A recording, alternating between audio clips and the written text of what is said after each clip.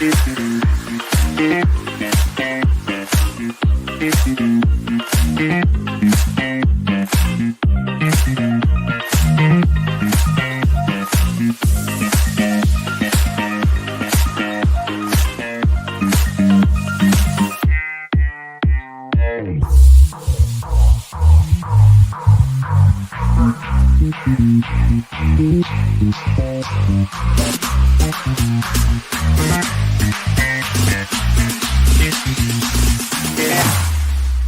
we go now.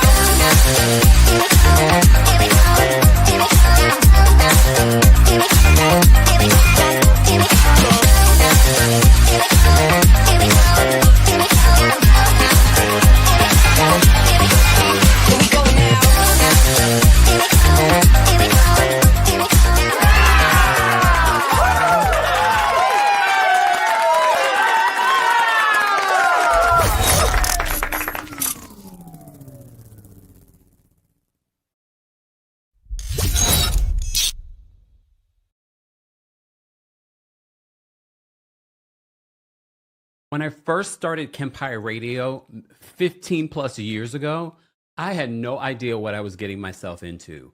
15 years later, now artificial intelligence has taken over and it's making your website building so easy. I'm excited to partner with Wix for today's live because Wix was the very first website that I ever used. And even back then, they made it easy. So you can imagine 15 years ago versus 2026, Wix is making it even easier with AI. So there are a couple of really cool things that you can do with Wix. With the hybrid website editor that offers the speed of AI, precision of drag and drop, and guidance of a dedicated AI agent, aka the new way to create websites. And you don't have to pay anyone to do this. You could do this yourself. Create in whatever way feels most natural to you with a platform that lets you flow freely between AI and manual controls. Because some people just let AI do whatever they want, and that is not what you want. You want to be able to do and create something that's unique to you. As I said to you before, you can launch a pro-grade website that's quality, but make it very easy for you to create. There are all kinds of really cool capabilities that they provide. Wix Harmony is packed with some of the coolest, most useful AI features and agents, built specifically for small businesses. Generate images, product descriptions, blogs, and more. Automate email marketing, SEO tasks, inventory management, and more. You even get an AI agent named Aria who can help you build your website or take care of business. Wix has been on top of AI for years, so naturally, they're the ones introducing the new way to create websites. Try Wix Harmony for free at wix.com/harmony. That's wix.com/harmony. More details on that will be available in the description. And we're back. Guys, welcome back to a special live today. I hope you guys are having a fantastic Monday. Happy Black History Month. Happy post Benito Bowl. We're going to talk a little bit about that. I have special guests here on the channel. But before we do that, don't forget to like the video. Don't forget to subscribe. And don't forget you could hear our live recaps and special episodes on the Kempire podcast.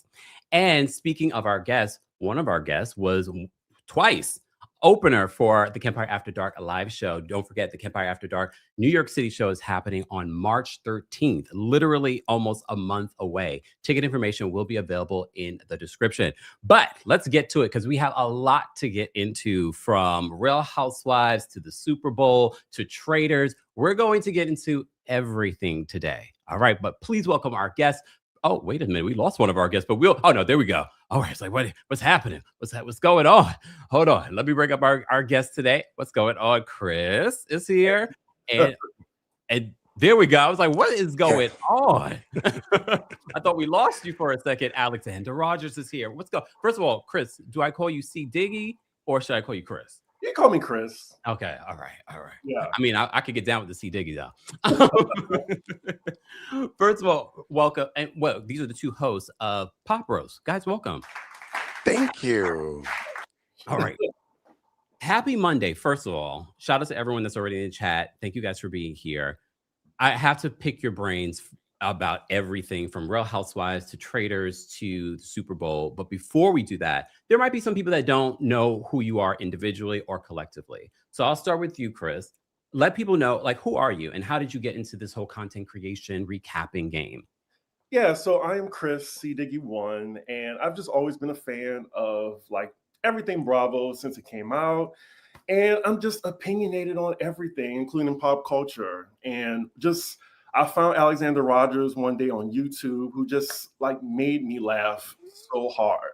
To the point where I was on the train, people was looking at me like I was like, oh my God, I have to turn him off. So I was just like, I met him on Periscope. Jesus, that's feels so long ago. That is long I ago. would be so opinionated, and we just so happened to live in Harlem. So it just felt like divine like intervention for us. Wow. Yeah, I saw you on the train, and I was just like, oh my God. So that's where our friendship started.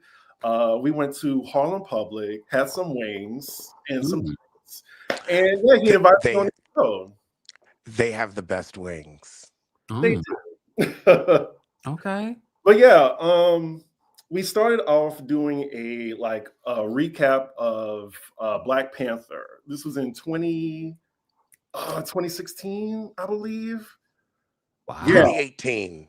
2018. Okay, yeah, 2018. Okay, so then yeah, after that, I was just like, can we do something more like with pop culture, like because I have an opinion just like you, and we did that, and it kind of took off from there. I came up with the name Pop Roast, and it was just like we did it weekly. We had like a little podcast distribution, and then yeah, like once the pandemic happened, I had all this time for myself, and I was just like, he kept telling me to start your own channel, start it. So I finally did it. I took that leap, and yeah, like it's just been great ever since. I like amassed my own following, and then I have my own like what is it? Like March 20th will be my YouTube birthday. I'll be 6. So I'm still a baby YouTuber. I am very humble to be amongst 2 YouTube titans. So yeah, like I'm just happy to be here. Honestly. So you guys go way back. This is a long friendship. Yeah. Wow. Really, it's been half of my YouTube life because my YouTube is like 13, maybe 14 going on that. And so we met it was 2018. Wow. And we started doing the show, and then I like had always done stand-up. So when I met him, I was like, oh wow, you're genuinely funny. Finally. Because had I no was at idea. open mics with so many people that weren't. And I was like, no, you should do this. That's a huge Like, I was compliment. like, come on. To come from a comedian, that's a huge compliment. Yeah. And for those who don't know, He's never said that about me. Yes, I have. I'm sorry. You are already light years ahead of me. What the hell am I going to tell you? I'm not a comedian. I am not a comedian. But you are hilarious. I've been to Kempire After Dark. You're a comedian too. So. I'm sorry. You are. Look, more. No, but wait, but Pete, first of all, Alexander has opened up for me in California, in Philly this past year. So I know you're a comedian. I know you're funny. People that know you. But for those that don't know you, like, how did this all begin for you? Oh, God. I moved to New York to become an actor. Like, I had gone to school to be an actor, like from high school, and there weren't any roles for me. This is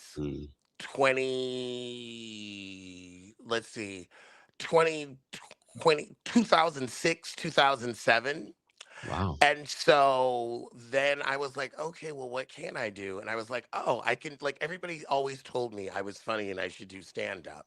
And I was like, well, I'm in New York, I may as well. And then I started doing that, and stand up is fun, but I was like, how am I going to like get an audience? And I was like, I had been watching For It's Rocks, and I was like, I'm going to do YouTube, and I'm going to do reviews of these shows to try to build an audience. And 20 years later, here we are.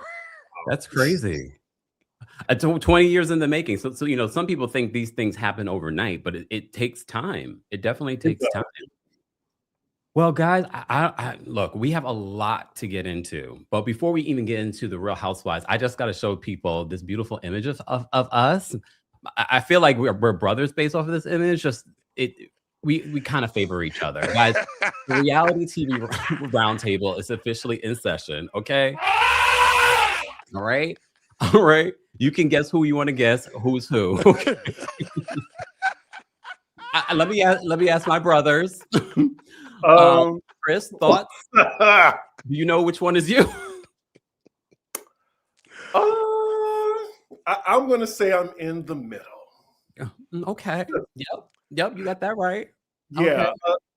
Okay. Like I said, the eyebrows is right. Everything above the nostrils is right.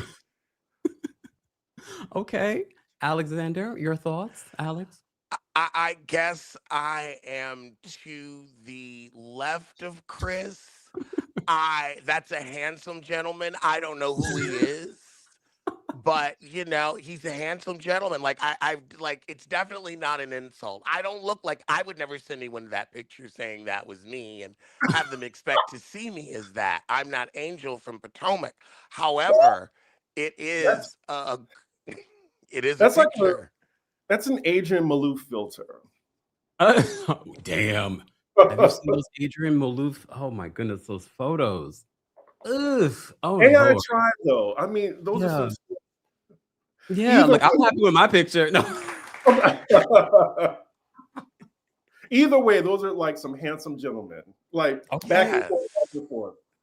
Everyone is losing their minds in the chat. Shout out to everyone that's here in the chat. We will get to the traders of it all, but I'm here with my special guests, Chris and Alexander. More information on them will be available in the description. We will get to more stuff later. I have to start off, though, with the Super Bowl halftime show. Congratulations to the Seahawks who won. Chris, what were your thoughts on the Bad Bunny's halftime show? I was going to say Bad Bunny Super Bowl because that's all I watched. Because I was like, the Seahawks. I was like, all right. I turned it off immediately after Bad Bunny. Let me just say, like, I'm not even like a casual fan of Bad Bunny, nor do I know Spanish, but I was so entertained. Like, I got to my feet in my living room. Like, I know those two songs.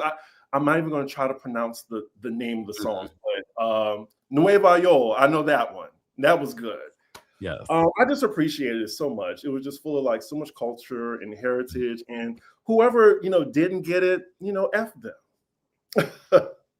Jill Zarin, Jake Paul. Love. I have so much to say to her, but I will let everyone say their piece. Okay, Alex, your thoughts on the Benito Bowl? It was beautiful. It was incredible. It was so well done. I had a ball watching it. It was a wonderful cultural moment that we all needed. Everybody did well. It was so good to see Ricky Martin. It was so good to see Lady Gaga. We were all like, that was the gag right there. I was like, you better. Were we not happy to see her? I was confused for a second. I said, because I was expecting a Cardi B. Cardi B was there, but she didn't perform anything.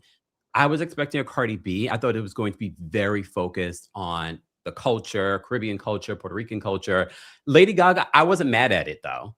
As soon as we got into the salsa version of her hit song, I was like, okay, I'm not mad at it. But at the same time, if there was one critique, I probably would have not included Lady Gaga. I would have just wanted to focus on Puerto Rican culture, Caribbean culture, and that be it. Let's not whitewash it in any shape or form. Well, Jill Zarin apparently said that there were no white people there. I guess Lady Gaga, it's not whitewashing it. Right. To be fair, though, someone said that Lady Gaga is Bad Bunny's favorite artist. So I was just like, oh, okay, well, I guess, I'll give it a pass. I guess it just kind of gave me the feeling of, okay, this was the moment when he was dating Kendall. So that I kind of looked at him like, but it's okay. It's all right. It's all right. All right. All right. Okay, wait, hold. Foxy Feline says that's a Bruno Mars song though, and he's half PR. Well, let's get Bruno then. Anyway, we can reach. At the end of the day, I wasn't mad at it once I heard that version. I hope they release that version because I'd be like, okay, I actually prefer that version if I'm going to be honest with you. And then Cardi's her concert, her tour starts actually this week. I'm seeing her in Vegas on Friday. Why are you going to Vegas? Because I didn't want to stay in New York. It's going to be too busy, like just too crowded, too expensive. Like I got it when she was still pregnant, so I got some good floor seats. To see Vegas. All right. I really thought she was going to perform, but he did celebrate, some other Latino artists. Ricky Martin performed. We're going to talk more about this later on, guys. I will be going live to talk everything Benito Bowl here on the channel. So make sure you're subscribed and your notifications are on. Any other thoughts, though? I know, Diggy, you said that you had some thoughts on some of the people's opinions. Yeah, I was just disappointed in Jill Zarin, especially with that reboot coming up. But I'm just like, I shouldn't be surprised. Like, it's one thing to say that I didn't like it. I'm like, okay, then you're a hater. But then to just say that, like, oh well, where were the white people, or there was like an agenda. I'm not choosing a side. I'm like, you are choosing a side. It was all in Spanish. Like, I just think she's an ignorant, ankle-faced crone who doesn't have the range to appreciate a performance that rich in culture and heritage. Ankle-faced crone. Take a shot every time you hear that tonight or this afternoon. Wow. Okay. Alex, your thoughts on people's opinion? I'm sorry. Go ahead, Chris. Finish your thought. I'll say I'll like hand it off to Alex as well. I mean, Jill Zarin, her hair is the color of liver, and so is her soul. Let's start there. Jill Zarin's ignorance, though, is not surprising to me because of that show on Netflix, Palm Beach members only. I mean, they're both Republican enclaves, so who really cares? But I feel that show has given way to reality Republican television, and that's the wave they're going to ride. Hateful people want something to watch too. Well, here's the thing. I thought it was interesting because you both know that they announced that they're the Golden Life, this sort of new iteration reboot of Real Housewives of New York for E, which is no longer under NBC Universal, and Jill's supposed to be a part of it. But Jill was also supposed to be a part of a RHONY legacy, but word on the street, she was also the reason why that fell apart and didn't happen. They ended up making the Ultimate Girls Trip without her. So now people are saying that she should not be a part of this, but Ramona's still going to be a part of this. And Ramona has been problematic. Part of the reason why Bravo doesn't want to work with her anymore. Right. I think that they're embracing these people. There are a lot of them, and they said, you know what? They got to buy toilet paper too, so let's go on and make a show for them. They said, you know what? They saw Zeus doing that with baddies, and they said, well, let's do that on cable with hateful old Republicans. Is E going to be the new old shoe network? Only time will tell. I was going to watch it, but I'm kind of questioning it now. Do I even want to? So don't you miss your coin? Don't you miss your coin? We're not supporting them. We making money off them. I ain't gonna miss my check. I am not gonna miss my check. I froze for a second. Sorry. There we go. Did you guys freeze on me too? Lord have mercy. Mercury retrograde right around the corner. I see a little bit of freezing, but it's good now. Okay. All right.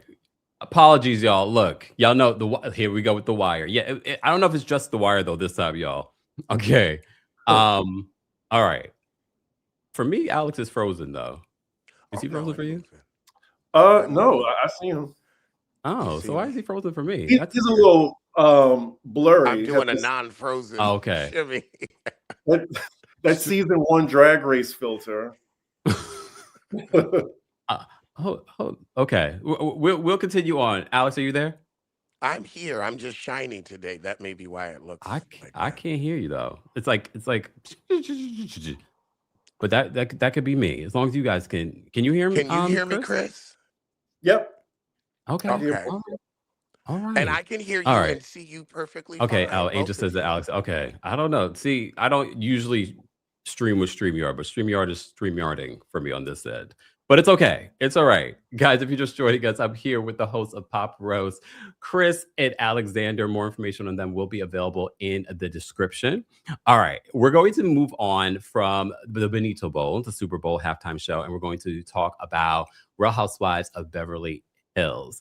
I want to know your thoughts, guys, on this new season of Beverly Hills. We just found out that Amanda she said that, there was a rumor that she was not going to be, that she left halfway through the season, but she is now confirming that she did not quit the show. She is still on the show. So I guess we'll just have to wait and see how this all plays out, because she isn't a part of the after show like halfway through. Okay. Right. All right. Chris, thoughts? We'll start with you and then we'll go to Alex.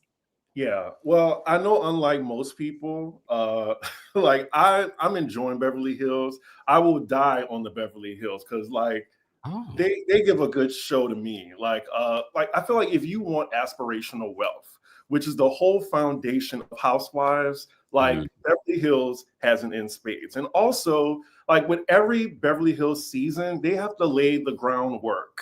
Like it's a slow burn, and each franchise is different. So like we're now getting into like what, the 7th or 8th week, and now it's like turning up. Like the pot is now boiling, and like we're gonna put the seasoning in now. Like it's cooking. Like it is. And you're talking about seasoning? Thank you. You know what? I tried. Like what specifically are you enjoying of Beverly Hills this season, Alex? Well, Chris, sorry.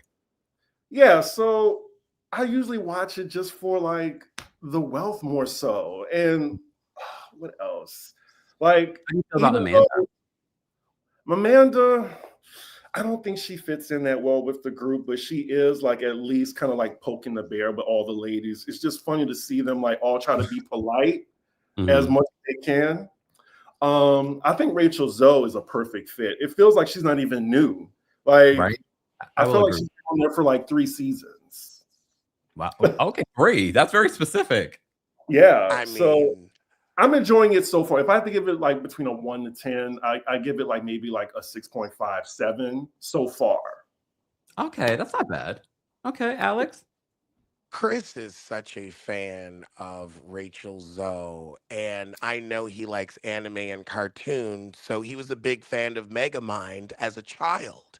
And now it all makes sense because Rachel Zoe... Who are we dragging? Are we dragging Beverly Hills or are we dragging Chris right now? No, just because Chris is a fan of Megamind, that doesn't say anything poor about him. Oh, sorry. I was saying Rachel Zoe looks like Megamind, and that's why he's a fan. Okay. I thought Rachel Darby was Megamind, but hey. I don't know. I think the title has been taken because Rachel Zoe's skull and forehead. Like, it's just, she's so much skull and forehead and then this tiny little, goblin mouth. It's just a lot for me to look at 9 p.m. on a Thursday. It's a lot. It's a lot. She's a lot because she's whining about this divorce. And my kids, your kids are grown. They do not care that daddy has moved on. They want mommy to move on. They cannot want mommy to move on. They can't even vote. No, they are not grown. They're still children. They close enough. They're close enough to, here's the thing, they're close enough to know he don't love you no more. So why do you care who he's with? Girl, move on. I can't stand no wealthy heifer coming on television to whine about a man that don't love her no more. Pick your self-respect up at the door and do something about it. To be fair, I would love to see Rachel Zoe more so talk about her business and maybe style a celebrity. Like, she's a bad bitch when it comes to her business and fashion. She's that girl. But, with the divorce thing, it was happening in real time. So I'm going to give her that grace. Alex is, bad cop. I'm good cop. Apparently. And I'm just in the middle, literally. Okay. This is Pop Roast. This is Pop Roast. Okay, for those that are just joined us, this is what you can expect on Pop Roast. Them roasting each other and these housewives and people in pop culture. Okay? All right. To his point, Oh, Rachel wait. Zoe has brought nothing to the show but complaining about her husband, and we get enough of that from Dorit and Kyle. I don't need a third heifer in the chorus doing that. Give us something new. At least Bose is giving us something new, something fake, but something new. I'm enjoying Beverly Hills, y'all. I am. And look, and I think you represent a lot of people, Chris, because apparently the ratings were up this week for Beverly Hills. They had been down a little bit during the season, but they're up again this week. But hey, they're the only Housewife franchise that be in the Peacock top 10 every week. So somebody watching. So okay. One thing I will say though, in regards to not even in regards to their viewership, the social media of it all, I don't really see a lot of people talking about it though. Not like how people we see watch Below Deck too. I mean, so yeah, somebody watching. People watch Below Deck too. So what are you people, trying to say? I'm just that people watch Below Deck too. Okay. Maybe that's a little shady, but okay. All right. I very much like the Twitter of it all, where they're not really talking about it. I think we can move on from Beverly Hills. Hey, but you never know. I respect Chris's opinion. I'm still watching it. I'm still recapping it here on the channel. Oh wait, okay, Chris. Before we move on from Beverly Hills, your thoughts on Bose and what she's contributing this season, since she's fairly new. Yeah, I want Bose to contribute just a little bit more. I'm not really a fan of the IVF plotline. It's just like, can we be real? Like, I just really wish that, I really just want Bose to really think about surrogacy or maybe adoption, like not put your body at risk, especially with the man you're not married to as well.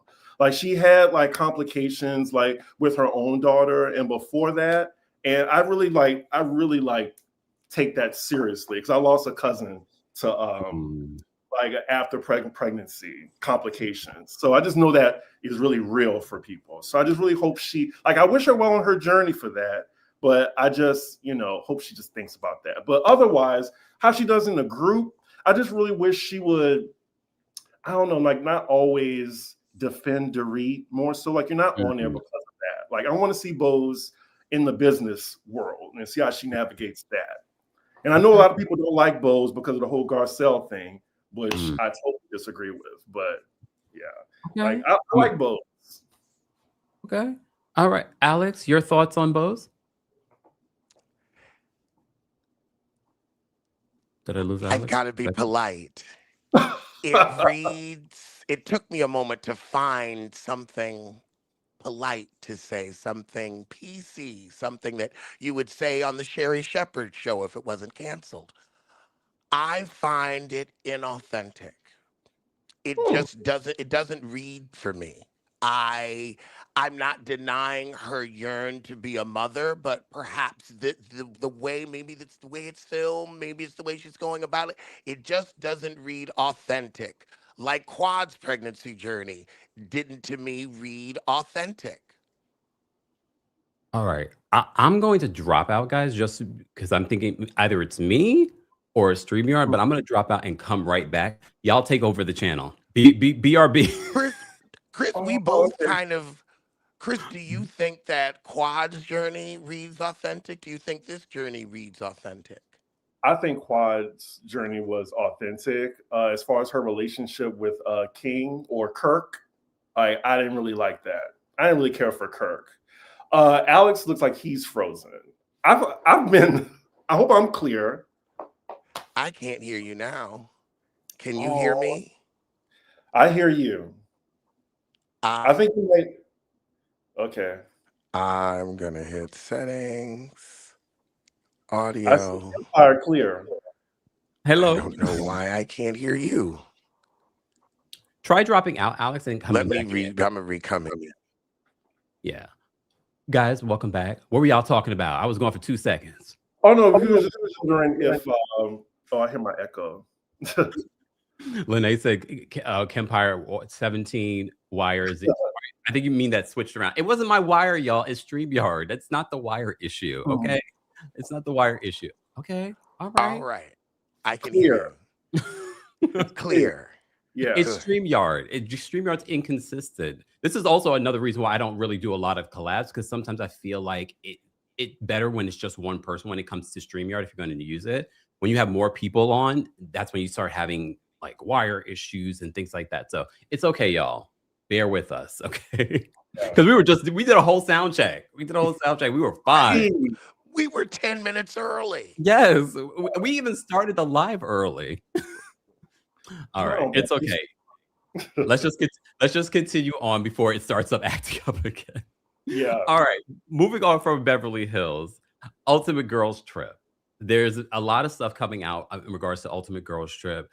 I'll start with you, Alexander. What did you think of the principal cast and some of the photos and videos that we've been seeing coming from the filming for this sort of Ultimate Girls Trip Roaring 20 celebration? I am looking forward to reminiscing. I know there's going to be a lot of old footage. It'll be nice to see how far or how not far the women have come in their time since starting this show. I mean, 20 years is a lot of time to do something with your life. I mean, Candy Burris is so busy on Broadway, she didn't have time to join the show as a full cast member, as I would say most Housewives' most successful alum. That Martini lady wasn't invited either. Kenya Moore, someone else who was left at home because of legal issues because she decided to bring a sexually explicit photo of a coworker into a workplace as a 54-year-old woman. I'm sorry, So I it's can't. fascinating. My face is cracking. I can't. So it's fascinating to me to see how far or how short these women have traveled in the past 20 years, whose lives have gotten better and who has made their life worse. I mean, Garcelle said it best. Erica, you make your own self look terrible. We don't need to help you with that. You know the funny part about what Alex just said? Nothing that he's saying is not facts. That's the crazy part. I enjoyed that soliloquy. I really did. I enjoyed it. I just wasn't ready for it. I'm hot now. Turn the fan up.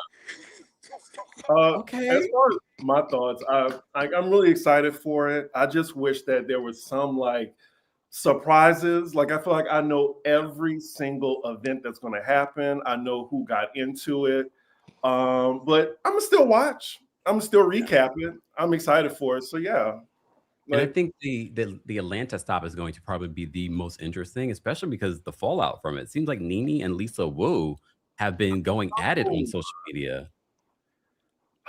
Lisa Wu. Do you guys want to see Lisa Wu back? Lisa Wu's neck? No, Lisa Wu back. Back. And put it back where she came from.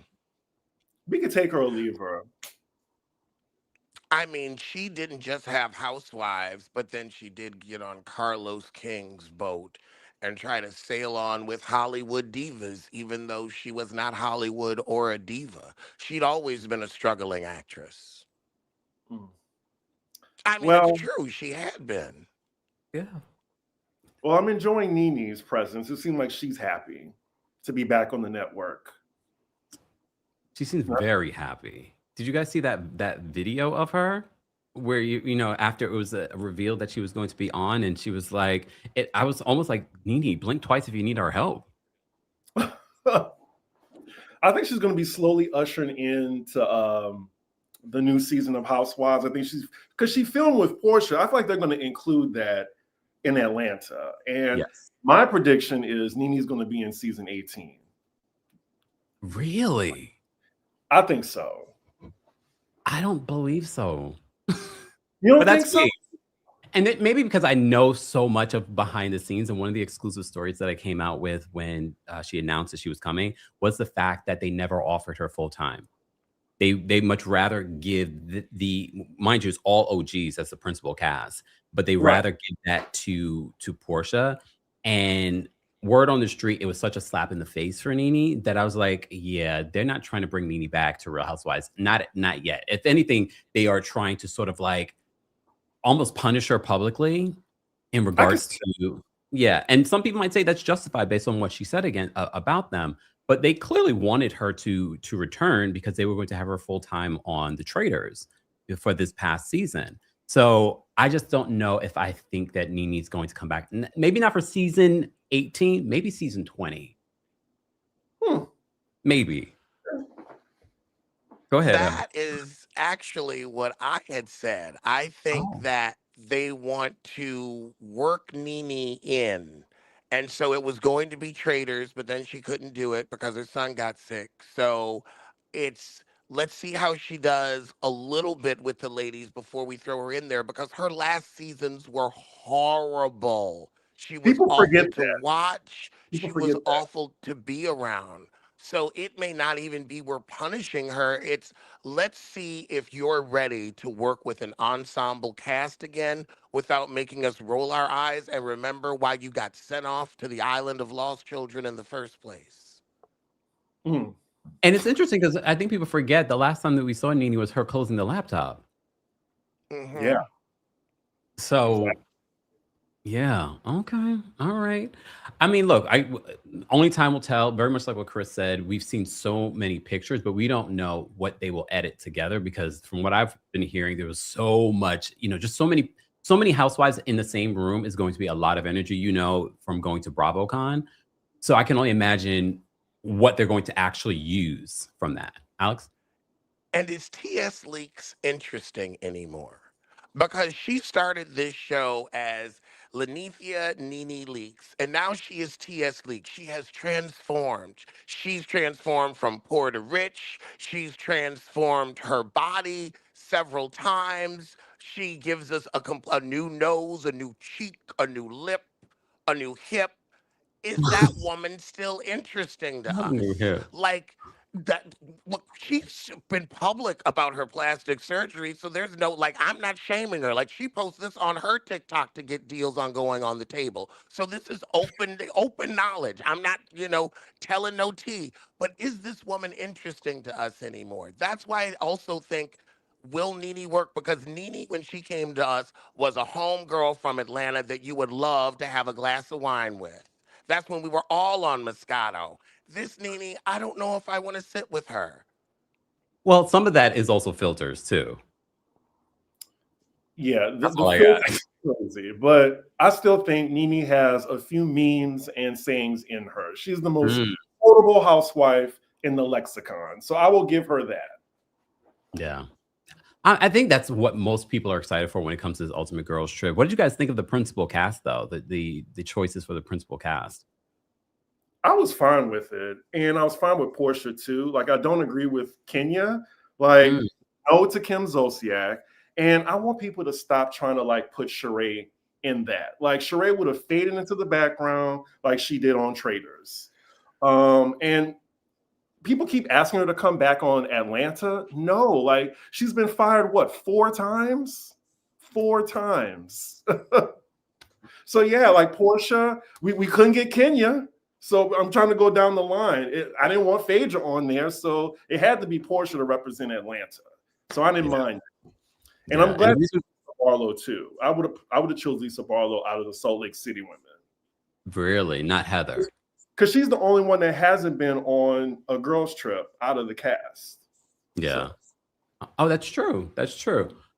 Well, that's a perfect segue for us to talk about Salt Lake City. Recently, we found out the news that Mary Cosby's son was released from jail for breaking a restraining order for his estranged wife. At this particular point, she's filed for divorce. What are your thoughts on Mary Cosby, the cult documentary that I was featured in multiple times but never told? Um, and what are your thoughts on the documentary? What were your thoughts on the season? Alex, we'll start with you. You were great in the documentary, by the way, even though you weren't contacted. I was like, oh my God. Um, I want to know, does your son smell like prison or rehab? That's my first question to Mary Cosby. Does your son smell like prison or does he smell like rehab? Because those are two similar yet distinct aromas. And I'm sure you're quite familiar with both at this point. That was because she wanted to talk about black men standing in front of 7-Eleven. I will never let up for that. I had to turn off my camera. I However, can't. I mean, these are things she said out of her mouth on Bravo. I'm not making anything up. To the What did I people think in of the this chat, season? like Alex is like a gay Paul Mooney, by the way. So Oh, You mean if you Paul know who Mooney? Paul Wait, Mooney sweetie, you just is, mean Paul Mooney. yeah. a All legend. right, all right, you're right, you're right. Well, he's basically Paul Mooney. So I'm just saying, like, this is Alex's type of humor to those of who aren't familiar with Alexander Diane Rodgers. Just saying. Yes. But Continue. this is also something that you'll get on Pop Roast. Mm. Just saying. Go ahead, Alex. But what I thought of the season, it was a good season. It was an Bronwyn, I feel, put the season on her back. Um, I think it's time for Meredith to go. You have outlived your usefulness. And the truth is, I feel like Meredith only got on here to get her son on here and to give herself something to do while her husband found a man he was interested in. Mm. Y'all gotta be quick with it when it comes to Alex, because you'll miss the little shady gems in between. Just saying. I think I feel like Heather is doing a good job being a white inbred Cynthia because she really does try to get the girls together and be friends with them. Mary actually does too. Like she will always kind of come out of the woodwork and be like, "We're all friends," but it's like we know you have a deep hatred in your heart for these women and your grandfather. I mean, your husband. I'm sorry, they're you can confuse the same person. Um, I want Bronwyn back. It's sad that Brittany has been let go for Meredith, but why are we bringing Meredith back? Meredith, you don't offer anything. Whitney, you and your big ugly. I, I, I want to watch you forgive this man. So you know what? I will watch you forgive this man for driving you into the poorhouse again. Mm. That's interesting to me for some reason. I'm like, can you do it? Because I couldn't. Couldn't. Chris, Well, your thoughts on the documentary on yeah. Salt Lake City? For starters, I didn't watch the Mary Cosby documentary. I just felt like it was old tea. Like I started recapping Salt Lake City from the beginning. I already like my foot was on Mary's neck for at least the first 4 or 5 seasons. So I just felt like going back to that, she now has amassed a following that whatever Mary does, unless she gets arrested for it, I feel like they're still going to follow her. So I just didn't bother watching it. I just, saw the cliff notes. As far as the season, I thought it was pretty mid. I think the season before that was flawless. The reunion wasn't that great, but I think like around like after the below deck crossover, it started to go down like this for me. Like I wasn't even interested in the Greece trip. Like I was just like, it's time to wrap this up. So I really think they need a cash shakeup. I don't want Meredith back. Whitney can be a friend, maybe, sort of, kind of. Who else? Did you see the post that Brittany. Whitney posted in regards to season 7? It looks like she got a full-time contract. Who? Whitney. I mean, Whitney was working part 3. Like she's basically like a Salt Lake City version of Ashley. Yes. So I'll give her that. But yeah, I just really think they need like to add maybe 2 women, drop Meredith, give Lisa a friend, somebody. Well, every person Lisa brings on, they turn into her enemy. Yeah. Angie. Who was it? There was someone else. Oh no, both Angies. Look, both Angies. Yeah, both Angies. Wow. Maybe it's Angie. Maybe it's the name Angie. All right. Look, here are my thoughts on Salt Lake City in regards to the documentary. Run me my check. That's all I gotta say. Go ahead, Alex. I just have to ask. When you said that Whitney and Ashley are like, similar, I always thought that if Ashley had had more opportunity, aka been born a full white woman, she would have done more for herself with her life. And then you see Whitney and it's the same story. Fascinating. I love how Chris is not phased at all. I'm looking at Chris. You've been It's just doing this not for a face. while. I'm like, oh, you're just used to this. Okay. All right. And I've been on Pop Roast before, guys. I don't know why I'm surprised. Yeah. He's opened up two of my shows. Why am I shocked still? That's And just me. this is Alex censored. So yeah. Anyway. I want to say thank you, guys. Thank you so for those that are just joining us. I'm here with C Diggy One and Alexander Rodgers from Pop Rose. All of the information and their socials are in the description. It's Black History Month. Go follow them. Go support them. When are you guys going live next? Is it this weekend? Is it for We're going live Valentine's Day? This Saturday. Okay, cool. For Valentine's Day. Yeah. I'll be in Vegas, but still, Working. have to do the film. Yeah. It's a light week because I don't have Potomac to do or Merit to Medicine. I guess I'll do. My next live is probably for Beverly Hills or Traders. Okay. Scotty, thank you so much. Scotty G for this. Thank you so much for the super chat. Of all these lives to watch, this is the one. Thank you. Miss Parker, thank you so much for the super chat. Miss Parker says they wanted Benito to translate to English. The Constitution is in English, and some folks try to act like they don't understand that either. It's the commitment to hate and ignorance for me. That was the word. That was the word. Thank you, Miss Parker, for the super chat. Daphne, thank you so much for the super chat. Daphne says, my 3 faves. I've been looking forward to this. Thank you so much, Daphne. Guys, you can also support just by liking today's video. And don't forget, you can hear this live recap and special episodes in the Kempire podcast. I'm here with our special guest, the host of Pop Rose, C Diggy One, and Alexander Rodgers. Guys, let's move on from Salt Lake City because I know you're going to have a lot to talk about when it comes to the Traders, Married to Medicine, and Potomac. But before we do that, shout out to one of our sponsors for today, our friends over at Factor Meals. So I get it. You did not complete your New Year resolution. That's okay. It's not too late. You can start today, and I have the best option for you. You don't have to cook your meals yourself. You can rely on Factor. Factor is the sponsor of today's live, and I'm so excited because we've been working with Factor for a very long time. I just had some of my meals, and I've tried so many different meal services over the years, and this is one that has stuck for me because at the end of the day, you want food that works for your lifestyle, maybe protein, maybe vegan, or maybe you're on a GLP-1.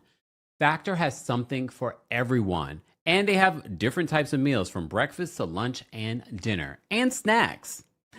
Cold days, big goals, no time to cook. Factor makes healthy eating easy with fully prepared meals designed by dietitians and crafted by chefs. So eat well without the planning or cooking. They have quality, functional ingredients, including lean proteins, colorful veggies, whole food ingredients, and healthy fats. That's the most important thing for me is that you can rely on whatever you're eating with Factor. You know that's going to be quality and not something loaded with things that are not good for you. No refined sugars, no artificial sweeteners, no refined seed oils. They have rotating weekly meals to keep things fresh and delicious through winter. Options include high protein, calorie smart, Mediterranean diet, GLP-1 support, and ready-to-eat salads. And of course, I always get you a deal.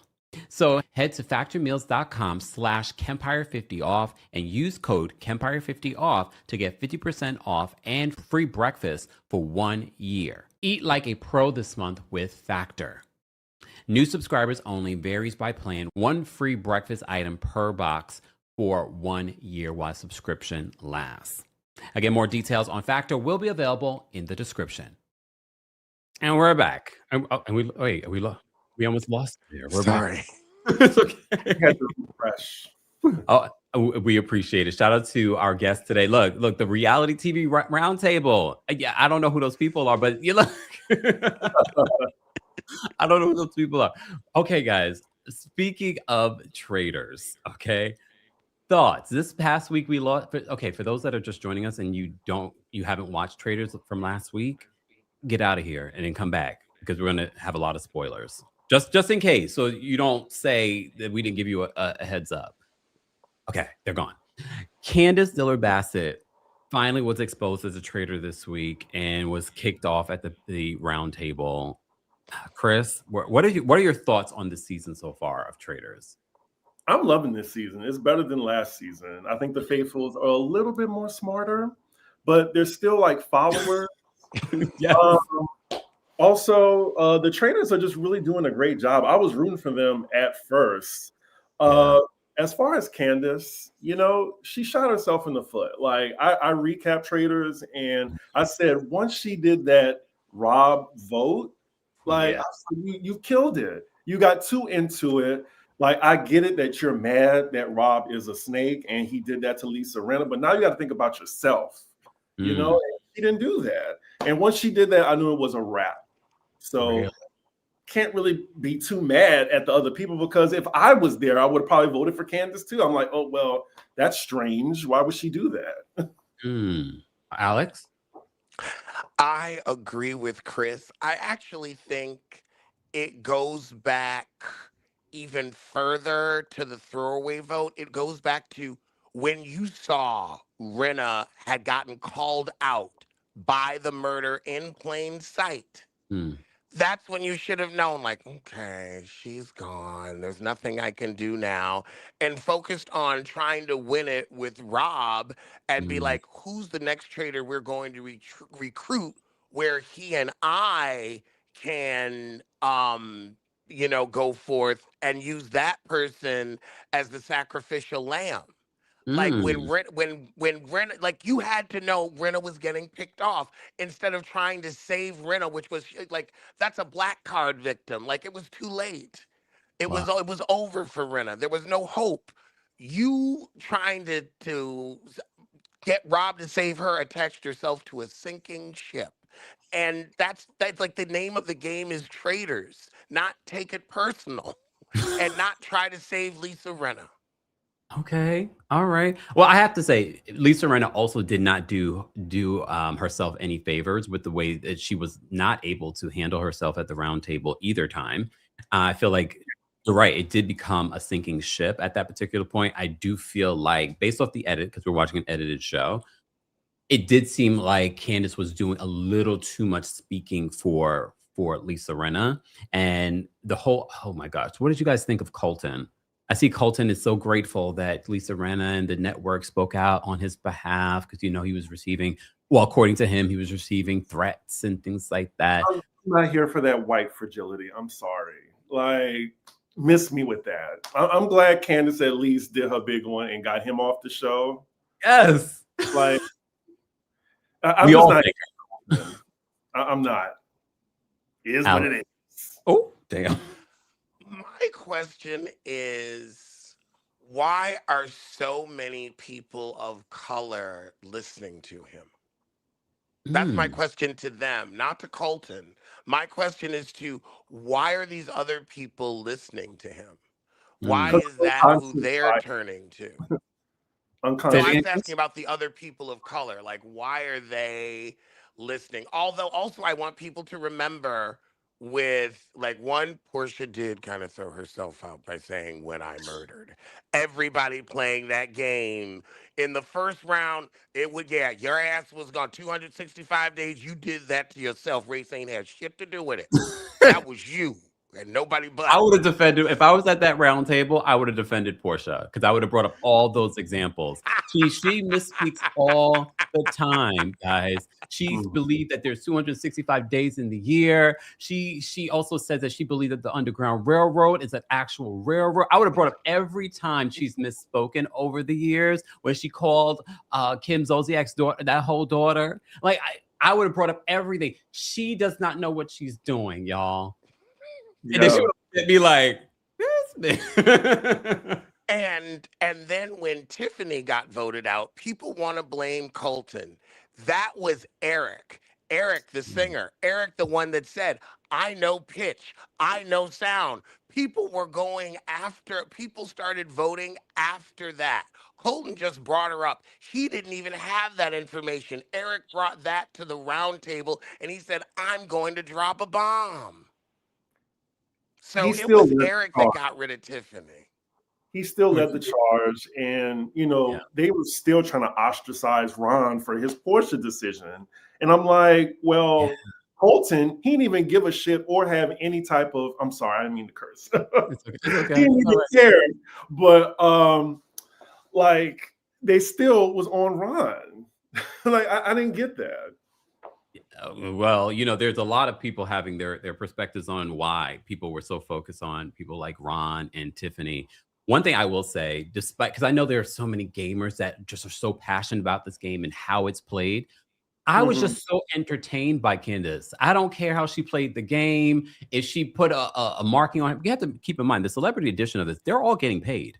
They don't. Yeah. I think some of these people don't care about the prize at the end. They want to entertain. They want this moment. They're on a very popular show. You saw Dorinda this past week says, I got really close to Lisa Rinna. I feel like I'm having a girls' weekend. And we're like, Dorinda, you literally begged to come back, and you're just sitting here having a good old time. You're not even playing the game. What's happening? They also do need to, like, there is a level of income disparity where it's like Dorinda owns Bluestone Manor. Like, she is always going to be playing that game for fun. You don't need to win. Candace, you were born rich. You did a whole show about your generational wealth for years upon end. You don't need the money either. Rob got on Love Island and happened to win or become a fan favorite. He needs the cash. The gamers also, they don't have the same following and steady season income that you do when you're a housewife. They need the income as well. So they're playing a different game. Now, when you're on Bravo, you're playing to likability. They're playing for the money. Yes. They're serious about the game. Okay. Do y'all think Rob has too much power? Because right now he can murder a faithful. He can turn a faithful into a traitor, and he has 2 votes at the round table. I'm like, he's winning. He's winning. Like, that's way too much power to have. Do you think that I kind of thought there was some production manipulation too, because with the whole murder in plain sight, how was Rob going to wear that brooch? It had to be either one of the ladies on the Traitors team. So I feel like they were kind of protecting Rob with that murder in plain sight, because all he had to sit down and do was eat that damn boiled egg and just chill. Yep. Lisa was working. Like, Lisa did that so smooth. Like, I was cheering her on. And I also didn't think it was fair for Jam Jam to say, Lisa killed me. Lisa, the cheek. Like, that's not fair. Anyway. And it wasn't that. It wasn't even that. Yeah, a lot of people are saying that wasn't fair in regards to how that played out. But again, this game, their rules, they decide on how they want this to play out. But I could see that. But you're right in regards to the brooch. Yes. I mean, if it was Jam Jam could probably, if he was a traitor, Jam Jam could probably award that brooch. But a Rob, I think that it only made sense that it was one of them to wear it. I just don't know if that was the right decision when there was already smoke on Lisa at that particular point. So I don't know. But I look, again, very much like what you guys are saying in regards to, who's playing this game for the money versus who's playing it just to be on this show. Candace, for me, if anything, she's probably one of the most entertaining people to hit Traitors since season 1. She has given us moments of that we will be quoting from episode 1 till her last episode. So I'm definitely impressed with her, to the point because she's never been my favorite on Potomac in later years, and there are moments from Candace, but I have to say after Traitors, I'm like, I'm in. I'm a Candace stan. Oh, did I say that out loud? I ain't gonna go that far. But, okay. But I think she did, like, I like her more now, and like she gives a good confessional. The girl just knows how to do it. Do I want her back on Potomac? No. Oh, I don't. Oh, can we unpack that? Why? I just don't feel like she's in a place to move forward. Like, the hatred that she has for Giselle is visceral, and I just think they can't be on the same show. They can't. And unfortunately, Giselle is the face of the show next to Karen. It is what it is. She's the neck of the show. She is the ankle of the show. Karen Huger is the face of the show. I just wanted to point that out. But I also agree with you. I don't want Candace back because Eric Fuller as a producer is dark, is a soiled soul, and has done everything he can to destroy the Housewives franchise. I am disgusted and appalled with how he set up that storyline with Chris to make him look like some sort of man that was sexually attracted to Giselle when we all know those don't exist. Let's start there. So I can understand why she wants to protect her peace and her marriage by not going back on the show. And it was very sorry of Carlos King to act like he had some direct line to Jesus to try to browbeat her back into a hostile workplace.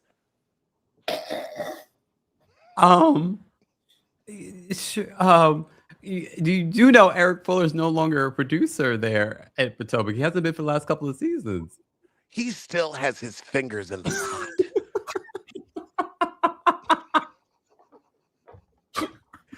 That whole production, like Candace has alluded that other people that were working there when that happened are still working there. So that production team tried to paint that man like he tried to do something to Giselle. No, stay away from people like that. You end up on Snap with stuff like that. No. Okay, I have to take a sidebar in regards to the conversation because you mentioned Carlos King and you have like a running beef with Carlos. Can you explain where that stems from? Because I know we've talked about it before, but now I for the audience that doesn't know. In the words of Claire Huxtable, just for the record, I started the Allegedly show in 2018. Carlos King came to YouTube 2020 something, like recently. After. Yeah. Started and I saw him on YouTube and I was like, hey, like I've always been a fan of Carlos and his shows. I even have a video selling it in the NYC spinoff about his show, selling it in the ATL. And he like commented on it, sell it, baby. Like it was fine. I start getting these comments. Carlos King is stealing your theme song because my Allegedly show had a little theme song, or well, he's stealing. And I'm like, what are you talking about? And they're saying on his show, he's saying allegedly, just like you. And it's several people. And so I go to the channel, and who do I see but him interviewing Needy Leaks with an allegedly t-shirt on and then holding an allegedly mug. And I'm looking at him like, why are you trying to steal my show, my brand that I've been doing? Like, really, girl? I'm not completely shocked because I've had people come back to me like, I think Carlos is using some of the things that you do on your channel. I'm like, well, okay, a little bit, yeah. The allegedly, like that's Alexander Rodgers, if you're familiar. So yeah, I was like, But yeah, that's the context, y'all. There we go. Okay. Thank you for asking. I had to ask because since we're talking about Carlos King, Carlos has his collaboration with Dr. Heavenly, so I think that's and did we cover everything in regards to traders that you guys wanted to share before we move on to my fellow traders here? I love that photo. I'll send it to you guys in the DMs. Guys are just joining us. I'm here with the host of Pop Roast, Alexander Rodgers and C Diggy One. They both have their own YouTube channels as well and their own social media, so make sure you're following them. All that information will be available in the description. Happy Black History Month. Happy post Benito Bow. We'll be talking about that a little bit later on today. Let's move on and talk about Married to Medicine, since we were talking about Carlos, and Carlos has his collaboration with Dr. Heavenly. Okay, so this new season of Married to Medicine is doing quite well for them. I'm seeing a lot of positive reviews. The viewership is up without Phaedra. Chris, thoughts on this new season? What's standing out to you? I will always give Married to Medicine their flowers. Like, 12 seasons in, they're still the most consistent cast on Bravo. I recapped every episode this season, and they're on their way to like a flawless season. Every single episode on a scale of 1 to 10 has been at least like an 8 or 9 for me, and I've been enjoying it. Like, I just feel like there's just real friendships behind it. Also, I need someone to stop trusting Heavenly. Heavenly is not a trustworthy person. But otherwise, like Toya has definitely been carrying the season on her back because Heavenly, she's putting that friend role. But, Toya, she still is the the force multiplier or whatever someone said. So yeah, like I would give it to Toya, and then Simone is just really like being transparent. You know, like I don't need to know that she's wet, but I mean, she told me, she let us all know that. But yeah, like they are killing it right now, and I'm enjoying it a lot. Okay. Alex? I feel like the theme of this season is the underbite versus the overbite. Heavenly versus Simone. Oh. The underbite versus the overbite. Simone is being transparent. And I just wish that in her transparency, she would open the closet door and come out. You have not wanted to be with Cecil for a minute. I don't believe her saying her when she said, "Oh, we're still having a great sex life." You weren't having a great sex life when he was hanging out with a lesbian. Why would you be having a great one now? That's what happened. Why would you be having a great one now? Because you and Jackie stopped stooping? Is that what happened? Maybe because you and Jackie finally broke up. Now you got room for him in your life. I don't buy it. You can't stand that man because if you loved him, you'd want to spend your retirement on him and with him. But you don't. You're tired of quote unquote financially carrying him because you look at all of them as burdens. And that's fine. Go live your lesbian life, but just stop lying about it. Well, here's the thing. Over the weekend, a couple of updates for people that didn't, since the last time we talked about Married to Medicine, we talked about that Dr. Simone had unfollowed Dr. Jackie. They since, Dr. Simone has since refollowed Dr. Jackie. And that came after the past reunion, which was interesting, the seating chart where Dr. Jackie and Dr. Simone were not sitting next to Andy, which is their mainstay for a while now. So I thought that was interesting. But I am getting vibes that very much like Dr. Contessa was gaslighting the audience about her relationship with Dr. Scott. Now, Dr. Jackie's defending Cecil on social media, where a person says, Dr. Simone is a gift. We all just hope you pay. We all just hope you paid the bill, Cecil. Do you earn money? Laughing face emoji. Then Dr. Simone responds and says, he has 2 jobs and a retirement account that is full. What's your financial status? Never mind. And then she also said, my response should never be viewed as an attack. I complained about a spoiled child spending my money and a husband that continues to spoil a child. The twisted narrative that I take care of Cecil is ludicrous. All of the ladies on Married to Medicine out-earn their husbands. Damn, thoughts? Now she hit her with the, what's your status at the bank? I love it. Go ahead. Okay. Alex? Well, it's very funny because at BravoCon, my shady question was for Simone. I asked her, after Cecil wasted 24,000 of your dollars investing into Kids Force, we'll never forget that. You paid $24,000 for a polo shirt with a logo. However, do you allow him to make financial decisions in the household now? And I have to say, Contessa laughed very hard at that question for her to have a no-lipped husband who didn't plan her a birthday party.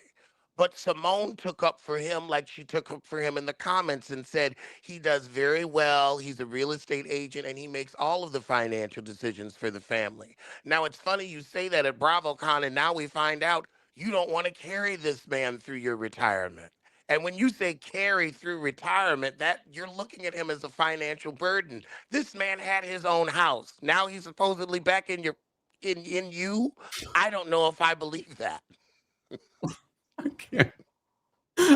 Okay. I caught myself really quickly. I saw that. Good job. Yeah, very good job. Growth. Also about the reunion placement, I think is hella accurate. I actually think Dr. Jack needs to be sitting behind Heavenly. Like Dr. Jack say behind the camera. I was gonna say that too. Like right there. He needs to be like a friend of. Like I can't remember the last time we saw a scene just between her and Curtis. I don't really think Dr. Jackie has a storyline, but yes, she's legitimate. Yes, she's the most sought after OBGYN in Atlanta. Kudos. But if she's not gonna get in on the mess, she's not gonna talk about her marriage, then make her a friend. Make her a friend. No. So So many people say the reason why she has the status she has on the show is because she is the medicine in regards to Married to Medicine. I don't know if that's enough anymore. I love the addition of the nurse, Brandy, a nurse practitioner. I like the addition of, other people in the medical field this season. Finally, after so many fans have been saying it for a while now. So I like that addition. How do you guys feel about Dr. Mimi? So I'm enjoying the newbies so far. It took them a while to clock in, but it was around 6 weeks in. I was like, finally, they're getting into it. Brandy, like, she's working more than Dr. Mimi. Dr. Mimi, to me, is trying to be Jackie 2.0. Like, she's trying to, like, diagnose the women, try to tell them what to do, like, use these words. But I don't see how she's trying to warn Brandy about Toya when you're trying to link yourself to Heavenly. Like, I don't get that. Right. So, yeah, that's my opinion on it. Also, to me, it shows you don't believe that Heavenly will win, because why would you link yourself to someone that's going to be off the show? Okay. I don't think that she could do the show as a congresswoman. Yeah. I don't think are you voting for would you vote for Dr. Heavenly? No. What are my other options? See, that's the thing. I don't know anything about the candidate that she's running against. I'll say I'm glad I don't have to. I thought she was a conservative before she was even running. Oh, wait, explain this, Chris. Why did you think she was conservative? I mean, she's always had these like 1950s misogynistic values when it came to her marriage. So I just really just thought, and then her comments about, gay people too. I just really just thought she was just socially behind. So I just thought, she was a low-key conservative. Which is interesting because which one is the real Dr. Heavenly then? Because we've seen years of behavior that makes you believe that, she would probably have conservative views. And now she is leaning into being a little bit more progressive in her candidacy. Right. I don't know. Look, who knows? Well, okay. Quad and King have broken up. Kirk. And that, yeah, that's true, right? Kirk King, sorry. Kirk. He ain't nobody King. In my opinion. Well, he revealed on social media that he left that situation. And then, of course, Quad released her statement to TMZ, said they mutually decided to end their relationship, but they were on a journey, of IVF journey together, very similar to what we're seeing in Beverly Hills with Keely and Bozoma St. John. And now we're seeing that Quad and King have broken up, assuming that the whole baby journey of it all also ended after their last conversation. I can just see where Alex face. Alex, what are your thoughts on the Quad and Kirk of it all? Before Alex speaks, I just want to say we've been disagreeing all the time on whether Quad's storyline was real. I was like, this woman is not going to stick her belly and go through all this for a plot line, in my opinion. Go to Africa. Like, I just think that's my opinion. But yes, go Alex. And I think that's valid. But before we go to Alex, but do you think that she wanted to have the baby, not necessarily with Kirk, but the Kirk of it all was just the storyline, but the baby was the real part? Right. I think the baby was the real part. Okay. Alex, we have to get our thoughts out before Alex comes in and then obliterates it all. You know what's interesting? If you go to any Walgreens or CVS near you, you can purchase a hypodermic needle for a diabetic supply kit and act as if you are injecting yourself on camera, but that needle never breaks the skin. You know, you could do that and get paid over $300,000 after taxes for the season if you're on a show like Married to Medicine, and have been for a while. You could also go to Ghana and say you're going to visit for fertility, but just take a vacation because cameras aren't following you and nobody's going to tell. That could happen. That's possible. Oh. And that's a great way for $300,000 after taxes. After taxes. Would you do it? Would you go down to your Walgreens and get that diabetic kit so you could have that hypodermic needle when cameras showed up? Because you don't have to break the skin. You don't have to break the skin. I believe that that is what happened. I'm sorry, Quad. I don't believe you. I'm not saying you're a bad person. I don't think you wanted a child with King. This is a 45-year-old woman. You're trying to be a baby mama 10 yards from 50. Are you effing serious? 10 yards from 50. One, at this age, you're already starting to tire out. It's like you might want kids. I get that. It's possible. You waited. You didn't want to have them with that rodent you were married to. So you waited. But another 10 years? Simone was like, girl, can you freeze some eggs? Did you listen? No, because I don't think you really wanted them. I think this is giving you something to talk about on this show. And that's that. Well. Oh. I mean, look, I think Alex's opinion is what I've seen a lot on social media, that people do believe that it wasn't a real storyline. When I did a video talking about them breaking up, I saw a lot of people saying, oh, and there goes the contract is up. The story, it's not real. And I was just like, oh, so a lot of people feel this way. Yeah, I remember back in the day, like Quad just did not want to have a baby with Dr. G, unfortunately. She did not like that man, even when she was married to him. Well, could you blame her? No. I do miss though Greg being on the show because I love to imitate Greg. Because can you do an imitation for us here? I've heard about your imitation. Oh, go ahead. I'm sorry. Oh, shit. I gotta be free. I'm a man, just a man. Or when he said, if I take my pants down, they ain't coming up. That. I mean, oh, damn. That's really good. I know. I know. People like to request that. I'm just like, apparently, I was gonna play the song. That's it. That's all y'all get. Chris, how long have you been taking care of her? Oh, I don't remember the phrase actually for that one. Since the day I met her. Yeah, I remember now. I remember. I also love, like, Married to Medicine has the best, like, Simone. You're out of control. Buying houses and cars with your raggedy, broke ass. Bitches are looking for you. Anyway. If you guys are just joining us and you're enjoying what you're watching, first like the video and then follow our guests, Alexander Rodgers and C Diggy One. They both are YouTube content creators, but they have also their social media following as well. All the information will be available in the description. This is a special Monday live with our two guests. Happy Black History Month. Guys, don't forget to like the video.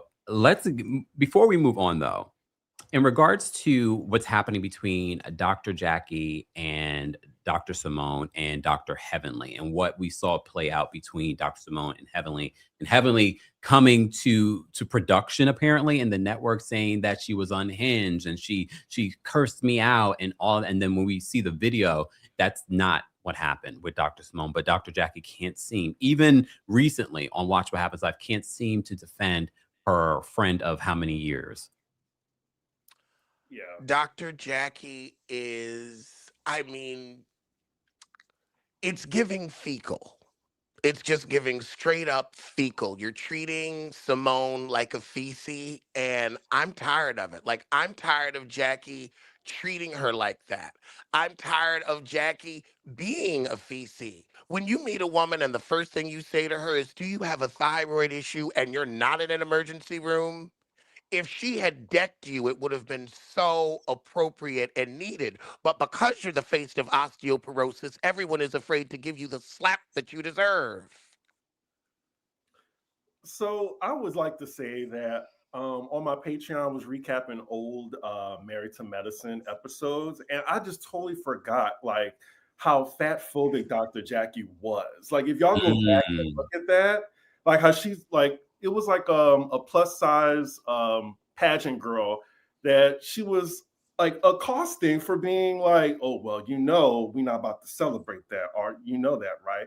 Like, to her face. Yeah. So Jackie has been that way. But as far as their friendship, I totally understand like what Simone's going through. Like my best friend of 20 years is befriending someone like this. And I think it all started because someone brought this up. This is a really good point.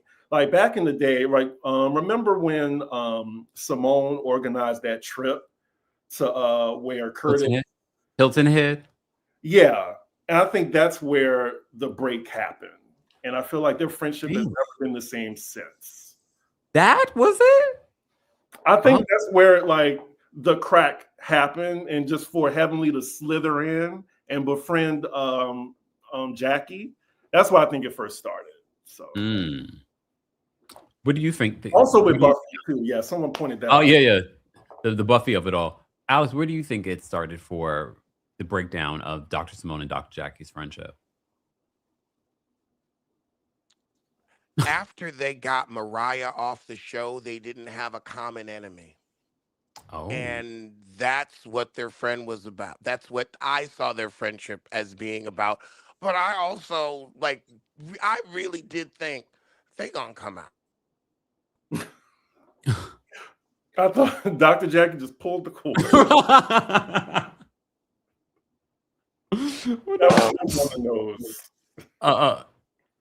It's okay. It's all right. We'll get Alex back. He needed to be on a time. That is so funny to me. Well, here's the thing. I do feel like because they've been doing this for so long, they know how to start the trouble and then be able to resolve the trouble really quickly instead of us being stuck talking about that. Go ahead, Alex. Sorry. It's okay. Okay, sorry about that. I really did the way Jackie and Simone were those first few seasons. I thought they were girlfriends. They were giving like girlfriends, like Marie and Essie on Bell Collective give y'all have a little more going on than meets the eye. And I was like, okay, it's Atlanta. Y'all are girls from a certain generation. I understand why you decided to have children. I get it. But Simone, I would say, I still believe Simone is not happy with the man. And the way they browbeat her back into that relationship with Cecil. Yes. They browbeat that. And I'm like, this woman isn't happy. And now she's still saying, like, if I left Cecil, is that so bad? No. Okay. All right. Well, I think we can wait. Any last thoughts, C. Diggy, on Married to Medicine? Because I know we're going to have a lot to say about Real Housewives of Potomac, so I want to leave some time. Oh yeah, no, I'm looking forward to Married to Medicine's like the rest of the season. Yeah. I think they're having a pretty decent season. I definitely would like to see some cast changes for next season. Just some minor cast changes. I don't think necessarily anything dramatic. I do find it interesting. Well, before we move on, the seating chart, Toya and Quad were sitting next to Andy Cohen. Why do you think that happened versus the two doctors sitting next to Andy this year?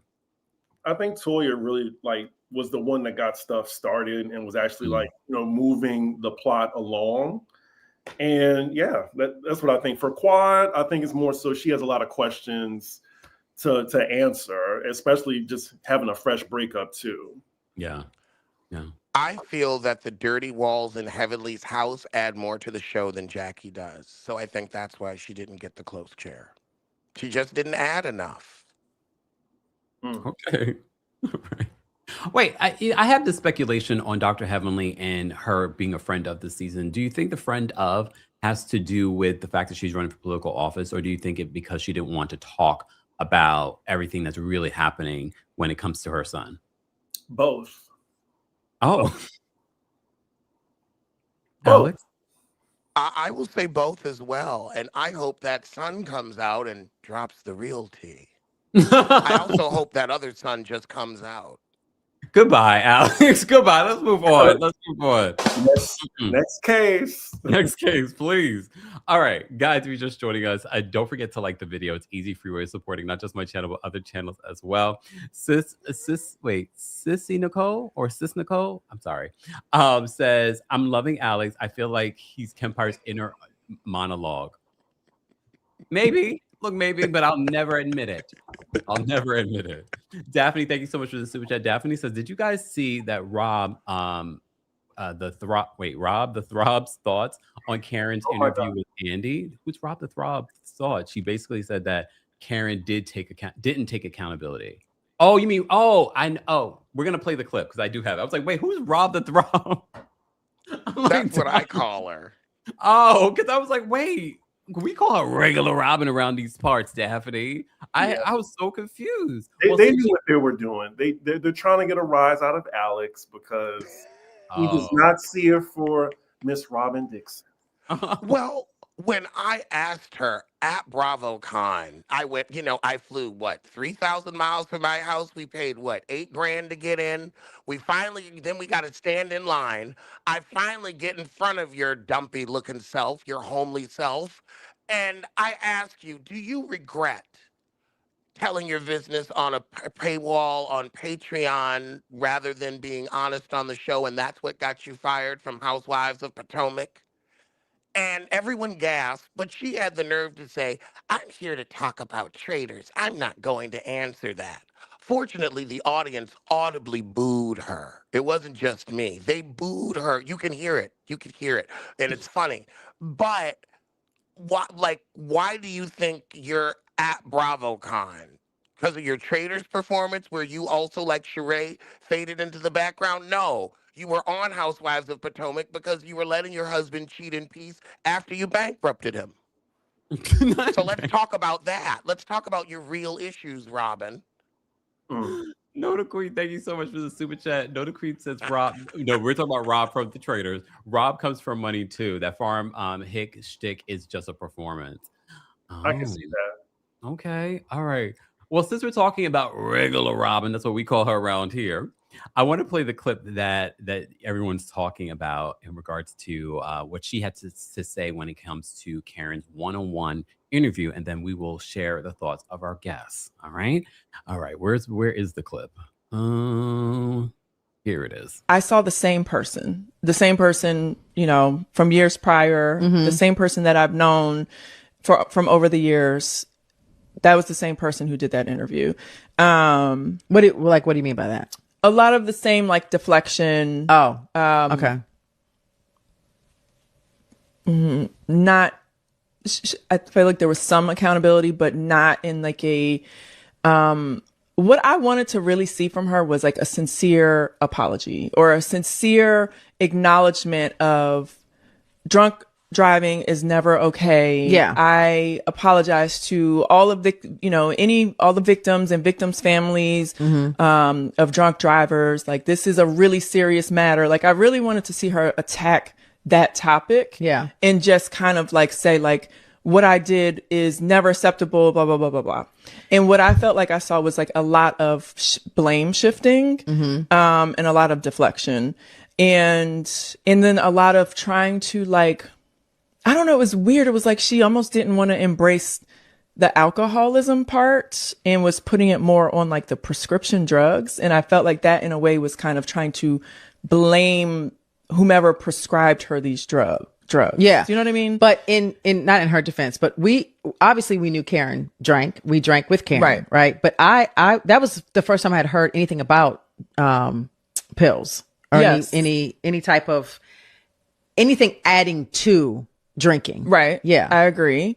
But it's not, I don't find it hard to believe. Oh no, I believe her. But just even even trying to be shady towards Wendy, that was unnecessary. It was okay, I forgot that part. What happened there? Wendy said someone told her I don't know, she met someone and they were like, oh, that lady always day drinking, which we know is true. Right. And who would talk to Wendy? She lives in Timbuktu. Oh, I see. But she admitted that though, right?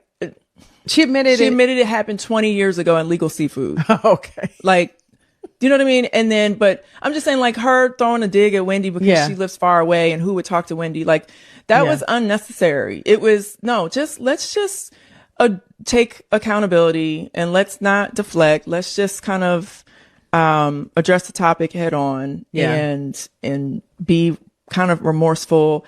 And let's try to send a message to the people out here.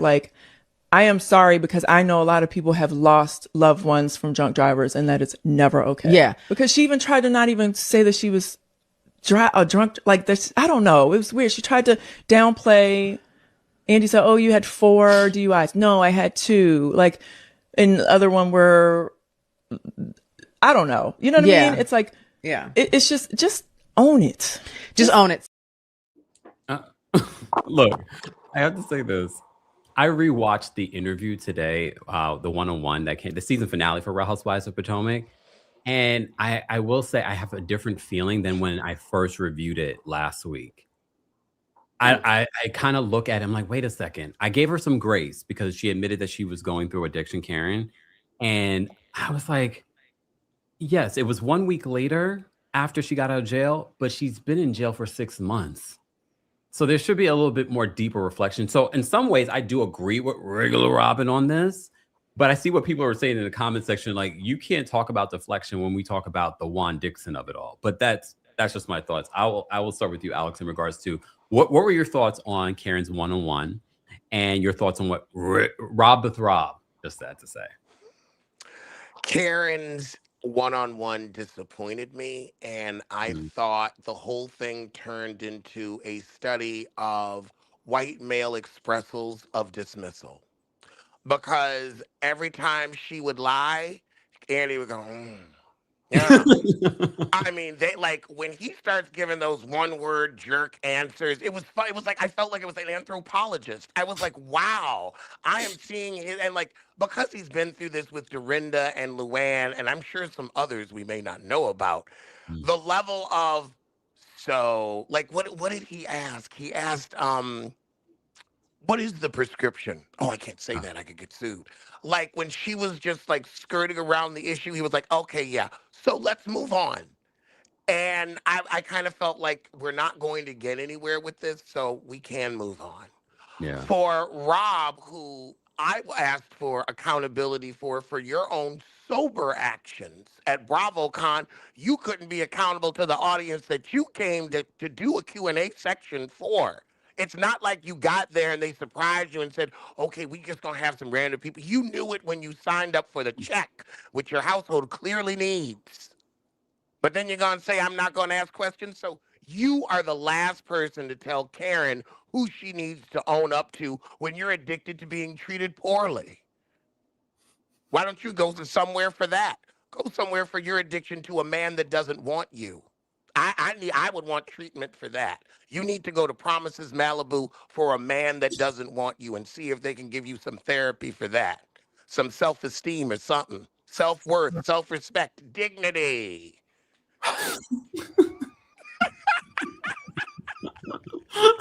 Yeah. Wait, Chris, go ahead.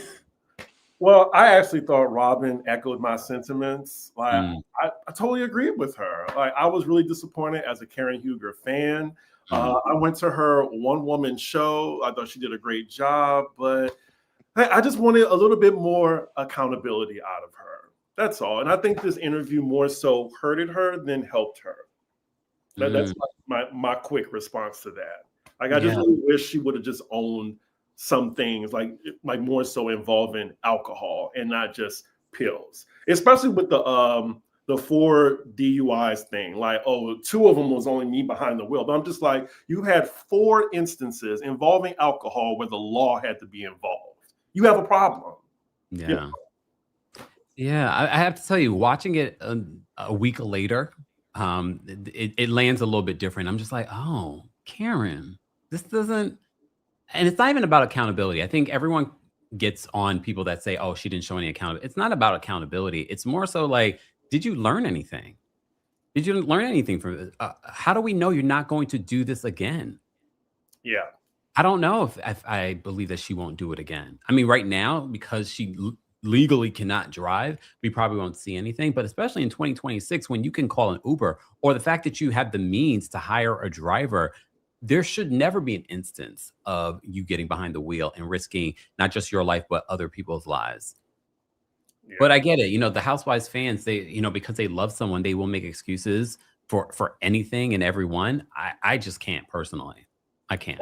Also, the leading the AA classes, that kind of gave me pause as well. I'm just like, you're coming in there to learn like about your actions and stuff like that. It seemed like she went to prison to mentor these young girls. That's what.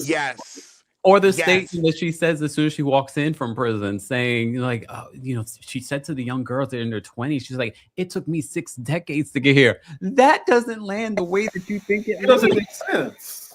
If I'm 20 years old, yeah, I'm crazy, I'm young, I'm dumb. Like, why are you in there, Karen? You are 60 years old and you should know better.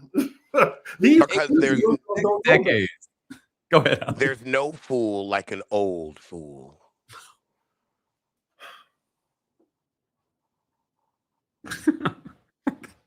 Clock that too.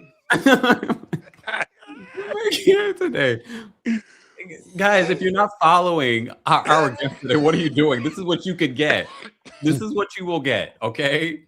I don't know how you do it, Chris. I don't know. I would lose my train of thought. Years of practice. It's taken years of friendship and figuring it out. But again, and a new episode of Pot Roast will be coming out this weekend. Yes. Saturday the 15th. All right. Let's delve into Real Housewives of Potomac. I know we jumped ahead and we talked about the 101, but they talked about Rob the Throp, so I wanted to jump into that. Okay, Stacey Rush did an interview with Sarah Fraser this past week, and she brought up TJ. So I want to play the clip for you guys, and I want to know your reaction. I want to know how you feel about the season, Stacey, because she was a big focal point this season. And of course, I want to talk about the picture frame of it all. Okay, so let me play this clip for you guys. One of the things that floats out there on the internet, did TJ ever file a lawsuit? Remember how the girls started the season saying that to you, that he was going to file a lawsuit? He wanted half your salary. Where's TJ's lawsuit? At this stage, I don't really think or talk about TJ. I'm so happy with my life and my husband. I can't speak for him. But did he file a lawsuit against you or no? It never happened. I cannot speak for TJ, and I have no desire to talk about him. All right. That makes me think that there was some sort of lawsuit. There was some sort of settlement. Everyone signed an NDA, hence why we have not seen TJ speak about this ever since he came to the internet and told us he had receipts and we were waiting. Mm-hmm. Chris, thoughts on what she had to say, Stacey, or did not have to say? I mean, deflection, lying, and selling things is, her specialty. So I'm not really surprised. The whole TJ of it all, I mean, this was her Walter. Like I enjoy Stacey as a housewife. I think she is the best addition to Potomac, just as like how Kenya was like one of the best additions to Atlanta. Like the Detroit girls are killing it. So, I mean, I think we could just all move on from the TJ of it all because we're not going to learn anything new about it unless he gets interviewed. Yeah. And he's not. I think he signed an NDA. Alex? Right. I don't care about what a top and a blouse has to say.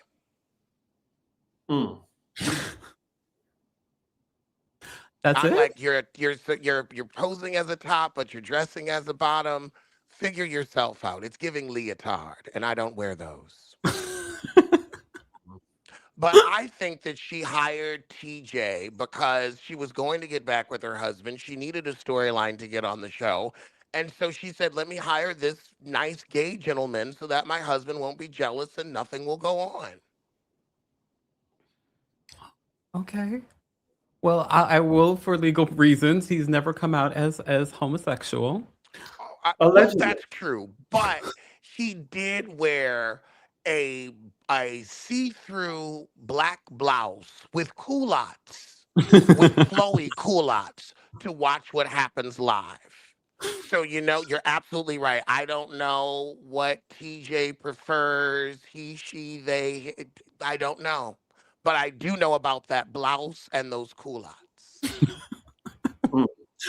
Shady Reality TV Reviews. Thank you so much for the super chat. This was the trio and tonic I needed today. Thank you. No, thank you. Apparently, I needed it too because I am fully awake. Yusuf, I didn't need any coffee. I just needed Alex. Okay. Yusuf Foodie, thank you so much for being a member. Back up off my Robin. Okay, Yusuf Foodie. I didn't know. I didn't know. Dr. Miss Honey, thank you so much for the super chat. Dr. Miss Honey, y'all are the trio that I didn't know I needed. Alex's rendition of Don't Grab My Pussy has lived rent-free in my mind for years now. And I wrote that song about Michael Darby on Potomac when he was out grabbing cameramen. There were complaints. It was documented on the show. Did you guys see recent? I'm sorry. Because before I even forget, because one of the other storylines that's out there was the Sharice's son kissing Ashley Darby. Ashley Darby recently was on Fox DC talking about, it wasn't more than a kiss. She just said that she was just playing around, but it wasn't more than a kiss. Thoughts on the Sharice getting Sherri Shepherd's show canceled by appearing on? Oh my God. That is funny. They had a whole segment just about this kiss on Sherri's show before it was announced that the Sherri show was being canceled. Yeah, Ashley, I don't trust her. Like, she's the floozy that we met in season 1. So yeah. I also think it's just really hypocritical of her to go after Stacey all this time, where like, especially for Giselle to say, watch, like, hide your kids and hide your husbands and stuff, when you have to really hide everyone from Ashley, like your son, your husband, your daughter, grandfather, etc. So, Alex, thoughts on the Sharice and the love triangle of it all? I really don't know who is the more trifling tramp of the two. You have Ashley Darby, who has always thrown her fleshy frisbee at anything that walks past. I mean, we met her. She was cheating on her husband with the chef of that restaurant that nobody went to. But I also feel like Sharice, you told your son to hunch on Ashley so that she would eventually bring it up and you'd have a reason to be back on this show, because every time they do a scene, you stand next to Giselle like she's an oxygen tank underwater. So I wouldn't put it past you to use your son's privates to get you a place on Potomac. You have been clawing at that show ever since they turned away from you and your $80,000 ugly champagne room. But you wouldn't open up about your divorce. Why not tell us about that? You lived in Potomac, your man was in Jersey, and he still wouldn't cross a state line to see you. Why not tell us about that? Why not open up? But instead, you had your son open up Ashley so you could get back on the show. So I don't know. Who is the more trifling tramp? Ashley for hunching on her friend's son, or Sharice for sending her son to get her back on the show through Ashley's cooch? Question. Do you believe that it was just a kiss and it wasn't anything more than that? Sharice, I definitely believe it was more. I mean, she snuck into Sharice's house. To kiss? Right, to kiss. She wants a third baby. By someone of means. And Sharice could pay child support. Oh my God. Oh, wow. Okay. Guys, if you're just joining us, I'm here with the host of Pop Roast, C. Diggy1 and Alexander Rodgers. You can follow both their YouTube channels and, of course, follow them on socials. Everything about them and what's coming up will be available in the description. There's so much more to talk about when it comes to Real Housewives of Potomac, including what I think will be the biggest storyline for next season, and that is the Osefos arrest. Pam Oliver and Eddie Hennessy. They were arrested 3 months after the season wrapped. We saw the reunion trailer at the end of the one-on-one that Karen had. And of course, there's just based off of what we've seen since the arrest, and how it was addressed at BravoCon. I'm sure you guys were in the room when she addressed it at BravoCon. Chris, what were your thoughts on when you first found out about Wendy Osefo and Eddie Osefo's arrest, and anything else that you have to say? When I first saw those mug shots, I just thought it was a prank. Like, I couldn't believe it. I could not believe it. And then, oh my goodness, that lace front. Oh my God. Man, I just felt so bad for Wendy. Like, the way she presents herself as like an astute doctor with 4 degrees. Like, I just didn't expect that. Like, and also like the paper trail that they left, like, I don't see in what multiverse that they don't go to prison. Like, and she's just so calm about it. I just don't see that. But the thing is about Wendy, she's had her best season since she's been on this show. And unfortunately, you know, she had to be a mean girl to do it.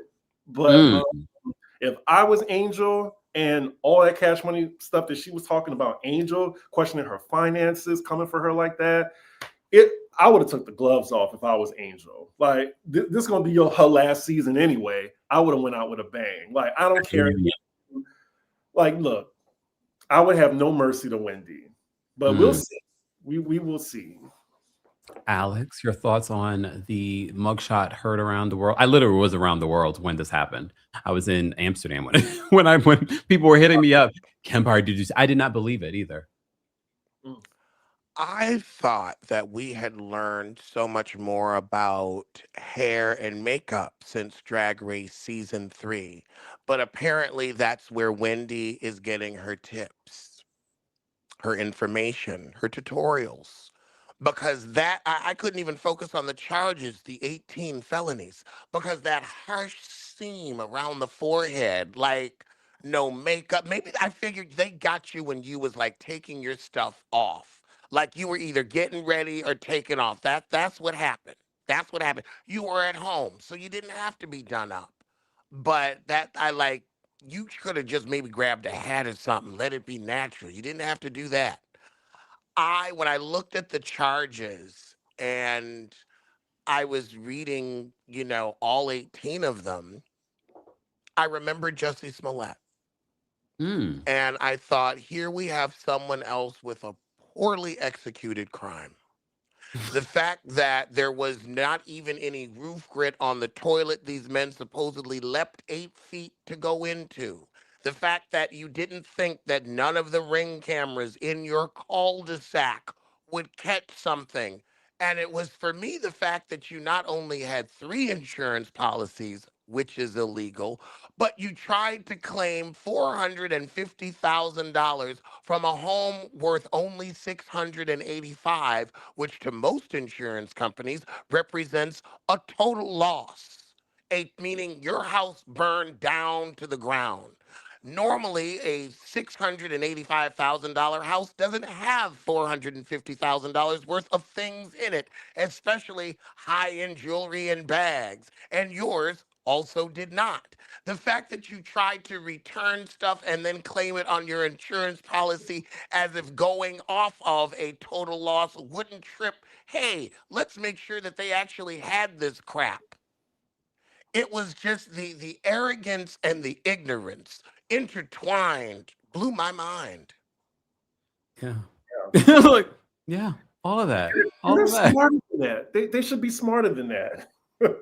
I think that's what is also shocking for a lot of people, that like it was such an ill-planned crime for people that people assumed were really smart. But yeah, I mean, fine. This is still fairly new, and they don't talk about it the majority of the season. Where we will see this play out, it will be at the reunion in regards to what Wendy had to say, and maybe a word on the street, she was saying a little too much, to the point where Karen Huger, who had to be holier than thou, and said, "You need to shut the F up." How do you guys feel about the reunion trailer for Potomac? It's gonna be must see. Yeah, that's my real Super Bowl there. I'm waiting for that. Well, you damn Skippy. You know what? I'm gonna make a buffalo chicken dip in its honor. I don't mind if it was 4 parts. Like, I just want to everything. Now I don't know about all that. And It's also, definitely 3, but okay, I can see why do you want 4? well, I just feel like Karen Huger being there just needs to have its own part, because I really want to know what she thought about what the lady said about her, like maybe in the clips. I want to know what she had to say about Wendy's situation. Because, I mean, I get it.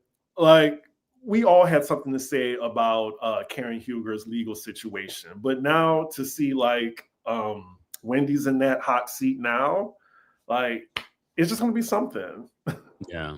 What did you guys think about in regards to Karen and Wendy's beef that we never really see play out, but we saw they alluded to something happening between them during the season 9 reunion, and then Andy did ask Karen about it during the 101, like, what's your issue with Wendy? And she basically said that that's something for her and Wendy to talk about, which I think is going to be something that we see play out next season. I feel that both of these women have such bigger fish to fry in their lives. It just looks like criminals trying to distract from their crimes. Karen, like, you've been gone from this show for a year and change. You spent half of that year in prison. If you can remember what happened between you and Wendy, because I, on the outside, who do this for a living, also cannot, great on you for having a strong bear trap of a memory, but we, the audience, really don't care. I feel like this is Karen's attempt to try to have a storyline to get back on the show, because she don't want to spend all day with Ray. Wait, hold on, wait a minute, rewind that, because that was another thing that I noticed in rewatching it this morning, the Karen 101, the excuses that she utilized, including her marriage, which we've known and people have alluded to for many, many years. She says the DUI that she got, her basic excuse for that was, I was running from home. Yeah. Ray can't run that fast. I also think that I think Karen Huger is trying to pull like an Erica Jane in regards to Tom Girardi, so she won't have to divorce. I'm trying not to say the obvious thing. Like, I just really think that's what she's trying to do right now. But I think if Ray was a little younger, she would have had a divorce. But, you know, Ray, the word on the street was Ray has been wanting to move down to Florida and live his life in Florida. And she says, you know, they've been having conversations because she's not the same woman since she went to jail. And that Ray says, you know, if he has to let her go, he's willing to do that. And I said, willing? Ray ready. He's been ready. Right. Alex, I see you're itching. Go ahead. I don't know if they have enough money to live separate lives. Oh. I mean, when she came on this show, they were mired in debt. Like, if you owe, like, you had to make millions to owe millions, then where were your millions to pay that little 100,000? You had to come up off that money, and it seems you've been supporting the family ever since. You know, if you divorce him, the judge is going to say, okay, now pay, which means your fund money's gone. He was her retirement plan, so now she's stuck with him. This is what happens when you marry for money and they don't have an accident, which can be an unhappy woman's best friend. I didn't come up with that. That's a quote from Dolores Claiborne. Stephen King wrote that. Well. What? Oh, okay. I think Karen didn't think Ray was going to hang on for as long as he has, and now she's got to deal with it. I mean, these are real problems that people deal with. I'm not making fun of her. When she said she's running away from home, that's what I think is why. I tried to say that subtly, but thank you, Alex, for bringing that up. Yeah. Hey, nothing subtle. Hold on. We need each other. Miss Fancy Pants, thank you so much for the super chat. Miss Fancy Pants says, I've never seen Kempire be so tickled. My top 3 YouTubers. You think I'll be used to it. It's not like this is my first time being around Alex. Right. Or Chris. Chris, you're funny too.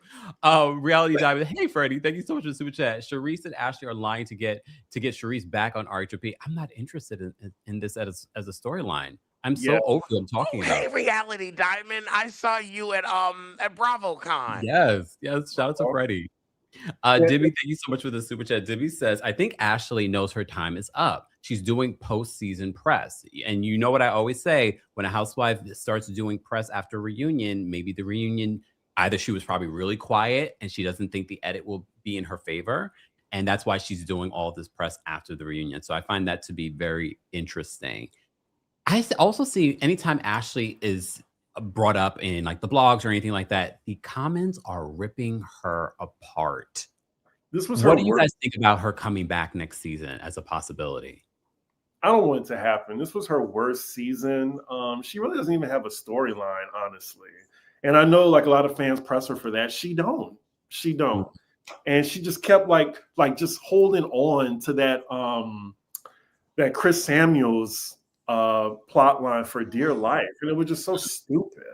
Like to the very end, she talked about Chris Samuels to the point where Monique was like, wait a minute, you didn't tell me that. And that's the type of person Ashley is. Because Ashley's probably looking to sleep with Chris so she can get her next meal ticket. Because Ashley comes with a lot of mouths. She comes with those 2 kids and Sheila. And Sheila's husband. So she got to find another man of means so that she can take care of the family. She's got her mother on her back. And her mother's tent. Oh, Sheila.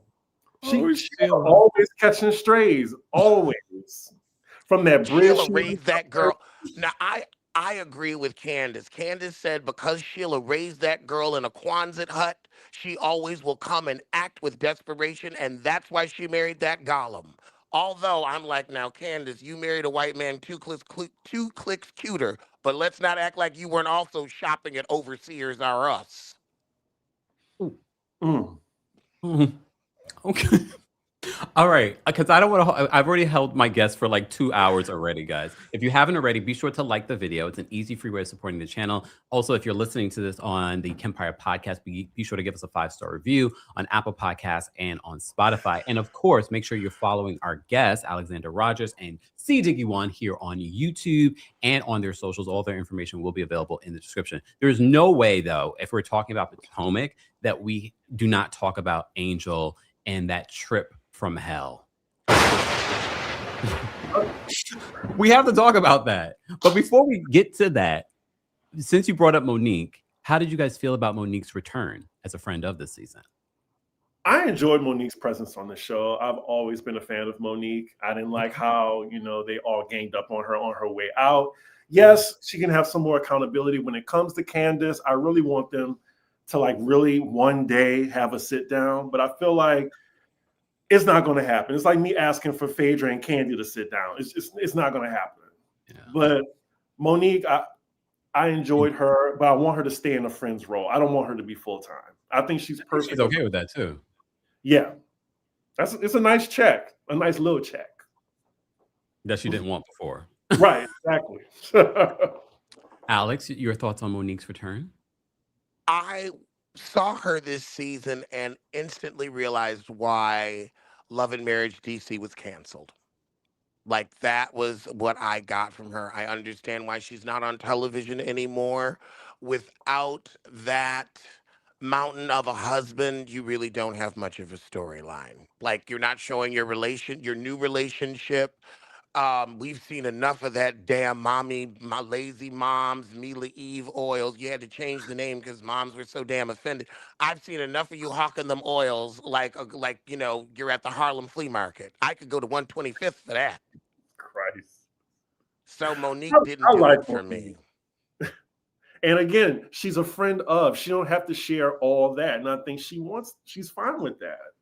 What did you guys think of what Monique had to say in comparison to her marriage and Angel's marriage? She was totally off with that one. That was projection boots. Angel married for love. You married for money. Look at your husband. Look at her husband. One looks like a fun place to sit and one does not. Your husband looks like his mother with a wig on. That other Angel's husband looks like a more built version of Nipsey Russell. Or Nipsey Hussle, I'm sorry. Thank you for reminding me. That man is beautiful. Have you seen his thighs? Angel's husband's thighs alone are worth marrying. The thighs alone. I must say that the only reason I would want Angel to come back is to see her husband. Bobby. I'm 6'7", and I would put my legs back for him. So, wait, so I'm sorry. This is starting at the Kempire After Dark Sidebar, which is on March 13th here in New York City. Go get your tickets today. Live stream tickets are available as well. Head to the description. Sorry. Go ahead. Anywho, but yeah. What? Wait a second. Chris said he would put his legs up in the air. Okay, I don't blame you, Chris. I don't blame you. Bobby is fine. But here's the one thing I got to correct, though, Alex, in regards to marrying for money. Did you forget the story that Jazzy brought in regards to how, matter of fact, this was Angel putting it out there that one of the other wags were claiming that she had taken like $30,000 from Bobby. So I don't know if I would say that she necessarily just married Bobby because he's cute. Because remember, she wasn't even interested in Bobby at first when he tried to hit her up on Facebook. I'm just saying, just for the record. Money never hurts. It doesn't. I do think it's refreshing to see a husband that's actually interested in his wife, because we don't see that a lot on Housewives. I mean, but yeah, like when Bobby, like it was one scene in the beginning of the season, like he just seemed like he loves her. Like he was chowing down on that food, like just smiling at her. Like I just love to see that, because we don't look. We can see it on Atlanta. Like you don't see it on the white shows either. They also don't love their wives. Oh well, yeah, that too. OMG. Okay. Since we're talking about Angel has had the trip. Some people are saying, you guys will let me know if you agree, that this is the worst trip in Housewives history. Not even just Potomac. After the last episode, like of the season, it really took the top spot. But I also think it worked. It was iconically bad, and I want the Potomac wives to have bad trips like that, just to see them like navigate through it. Wow, that was gold. Low key making the trips like a challenge on a reality show.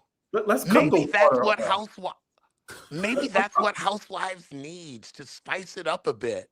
Right. Do some like, what's that show with the producers, Unreal? Like, let's cut the power off and just see what happens. So, because first of all, we know that production is the one who finds these Airbnbs, and they're the ones who's booking these trips. So a lot of people are being unfair when it comes to how they're treating Angel, the cast reactions to Angel. But now I'm thinking, do you think that production actually did cut the water off? You can only blame production for so much. Yeah, for the house, but for that last part where they were trying to do all these things. Yeah, like not on the last day. Yeah. I've been on a lot of trips, a lot of group trips, and we don't be doing like excursions on the last day. We're doing a brunch, and that's it. Keeping it chill because you were partying the night before, but they've been in a car the majority of this trip. They've been driving everywhere, and then literally poor. I felt for Angel because she was about to fall apart in that car because she's been in that car for 3 hours and she's lost. All over Colorado. If I brought y'all on a group trip to like, I'm from New Orleans, so that's like I'm staying in New Orleans. I'm gonna put y'all in Baton Rouge, and which is like an hour away, and you're gonna be driving an hour away every day. That is crazy. Yeah, that is crazy, but highly entertaining. Alex, your thoughts on this Angel season, the trip, and the group's reaction to the trip? Angel season started off piss poor. She didn't do enough research on the show. She didn't know these heifers are going to come at you. The fact that Kay is your usherance into the show when nobody likes her, and the only reason she's here is because that big bird looking heifer hit her in the face with a bottle because Ashley probably told her to. That long story. So you already came in on some mess. Then when Giselle comes at you, instead of saying, well, I'd rather look like a catfish than someone with 180/120 blood pressure, you didn't have those reads ready for her. You didn't talk about, here's how you get Giselle. Just show up with a nice full bottle of water pills and say, here you go. Here you go. Some water pills, any kind of diuretic. Get her on the phone with Kamora's doctor. Kamora was able to get that goiter together. Why can't you? I mean, you live in Maryland. We know you eat shrimp, so it shouldn't be an iodine deficiency, which is actually why we have iodinized salt, because people used to get goiters all the time. Now nobody walks around looking like that. However, back to Angel. Your husband was the only attractive thing about you on the show, but I do blame production entirely for this vacation. I blame production entirely for this vacation. And I think we needed, like Chris said, this comedy of errors to kind of save her. I want to piggyback on something after you, but just. Oh, no, I'm good. Go ahead. Oh, okay. So I just think, unfortunately for Angel, she is the Deshaun Snow of Potomac. I'm not sure why she did not come on this show ready. If I'm going to come on Housewives, I'm going to do my research on all these ladies. I'm going to know how to read a bitch. And also, like, look, if I'm going on Drag Race, I'm going to know how to sew. I'm going to take an improv class. If I'm going on Baddies, I'm going to take boxing classes. Like, why weren't you ready? Why weren't you ready, Angel? I was rooting for her. We were all rooting for her. I will say, originally, I was open to Angel, maybe like the first 3 episodes. And then this whole focus, I could see what she was doing. And then I was like, oh gosh. But then by the end of the season, I was like, oh damn. Now, I feel like they were all ganging up on her. And I said, if you don't like people ganging up on Stacey, you can't like them ganging up on Angel. But then we had that last episode with the fly fishing. And I said, oh, Angel, I got nothing for you this week. There's nothing that I can say or do to help you with this right now. Stacey can at least handle herself. That's Teflon Stacey over there. But yeah. Angel, I'm sorry for her. And I'm looking at UK. Like, that can't be, like, you're not going to talk about my friend in my presence, or, I mean, in her presence, or without, if she's not there. Like, the way they were at her on the plane was some crazy stuff. Like, I would have let y'all.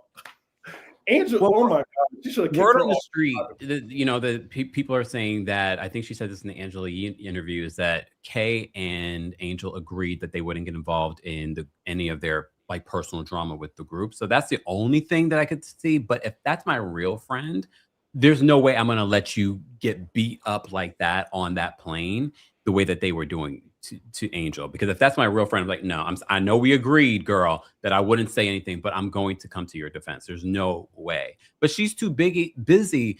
At this reunion, based on what we're hearing, she's still not engaged. I didn't see an engagement ring. No. So Wendy probably wore hers. Wait, say it again? Wendy probably wore her engagement ring, even though she said it was stolen, but Kay doesn't have one to wear. And that's why she bought that picture frame.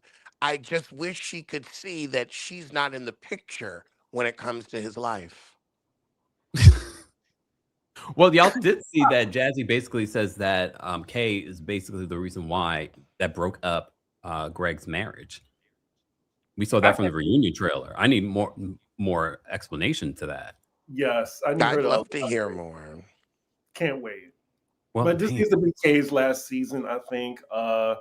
Angel is on her way out. I mean, I heard some tea that Angel ain't coming back. But would you though? The way that they were coming for her marriage, the way that this season went, I don't think I would come back either. Yeah, and I wouldn't want to put Angel through that either. No. She doesn't seem cut out for this. Like, right. She doesn't seem like she's having fun. And you know who we haven't talked about at all? Tia. Tia. Damn. Like, I think Tia needs to go too, because who's Tia? Exactly. What did you guys think about Jazzy and her performance as a friend of this season, and her beef with Stacey at the end of the season? Everybody has beef with. Go ahead, Alex. I'm sorry. Everybody has beef with Stacey like she's some type of cow pasture. I'm tired of it. Jazzy, like, nobody wanted to go to your wedding and celebrate the fact that you're going to connect yourself to a man who's cheated on you thrice at least and had a baby on you. Like, why is that something to celebrate? Okay. All right. Chris, thoughts? I missed the question. What was the question? You got sidetracked. Yeah, I was saying, I'm sorry. no. I was asking, how did you feel about Jazzy this season? Oh yeah, I thought Jazzy pretty much brought it more than Angel and Kay combined, especially around the last part of the season. But I don't think she was that good of a friend to Angel, because why are you toasting to Giselle on the plane? I don't know. Like, I would like to see her come back, but I don't know. Like, she doesn't really live in Potomac, so it wouldn't work. Where does she live? I actually don't know. I think she lives in the DMV area. I don't think it's in Potomac. But maybe she moved. Maybe she's moved. Because her 9 to 5 was a flight attendant, but now I think she's just a full-time wag. I mean, yes, nothing's wrong with that. I mean, her man went to the Super Bowl and lost. Yeah, but he's won previous ones as a bench warmer, though. I'm just giving you the facts. But I like Jazzy. I like Jazzy too, but I got to be honest. Yeah, she follows me. Like, I'm glad. She follows all the girls, right? Oh yeah. Guys, first of all, thank you both for doing this and staying for so long, over 2 hours.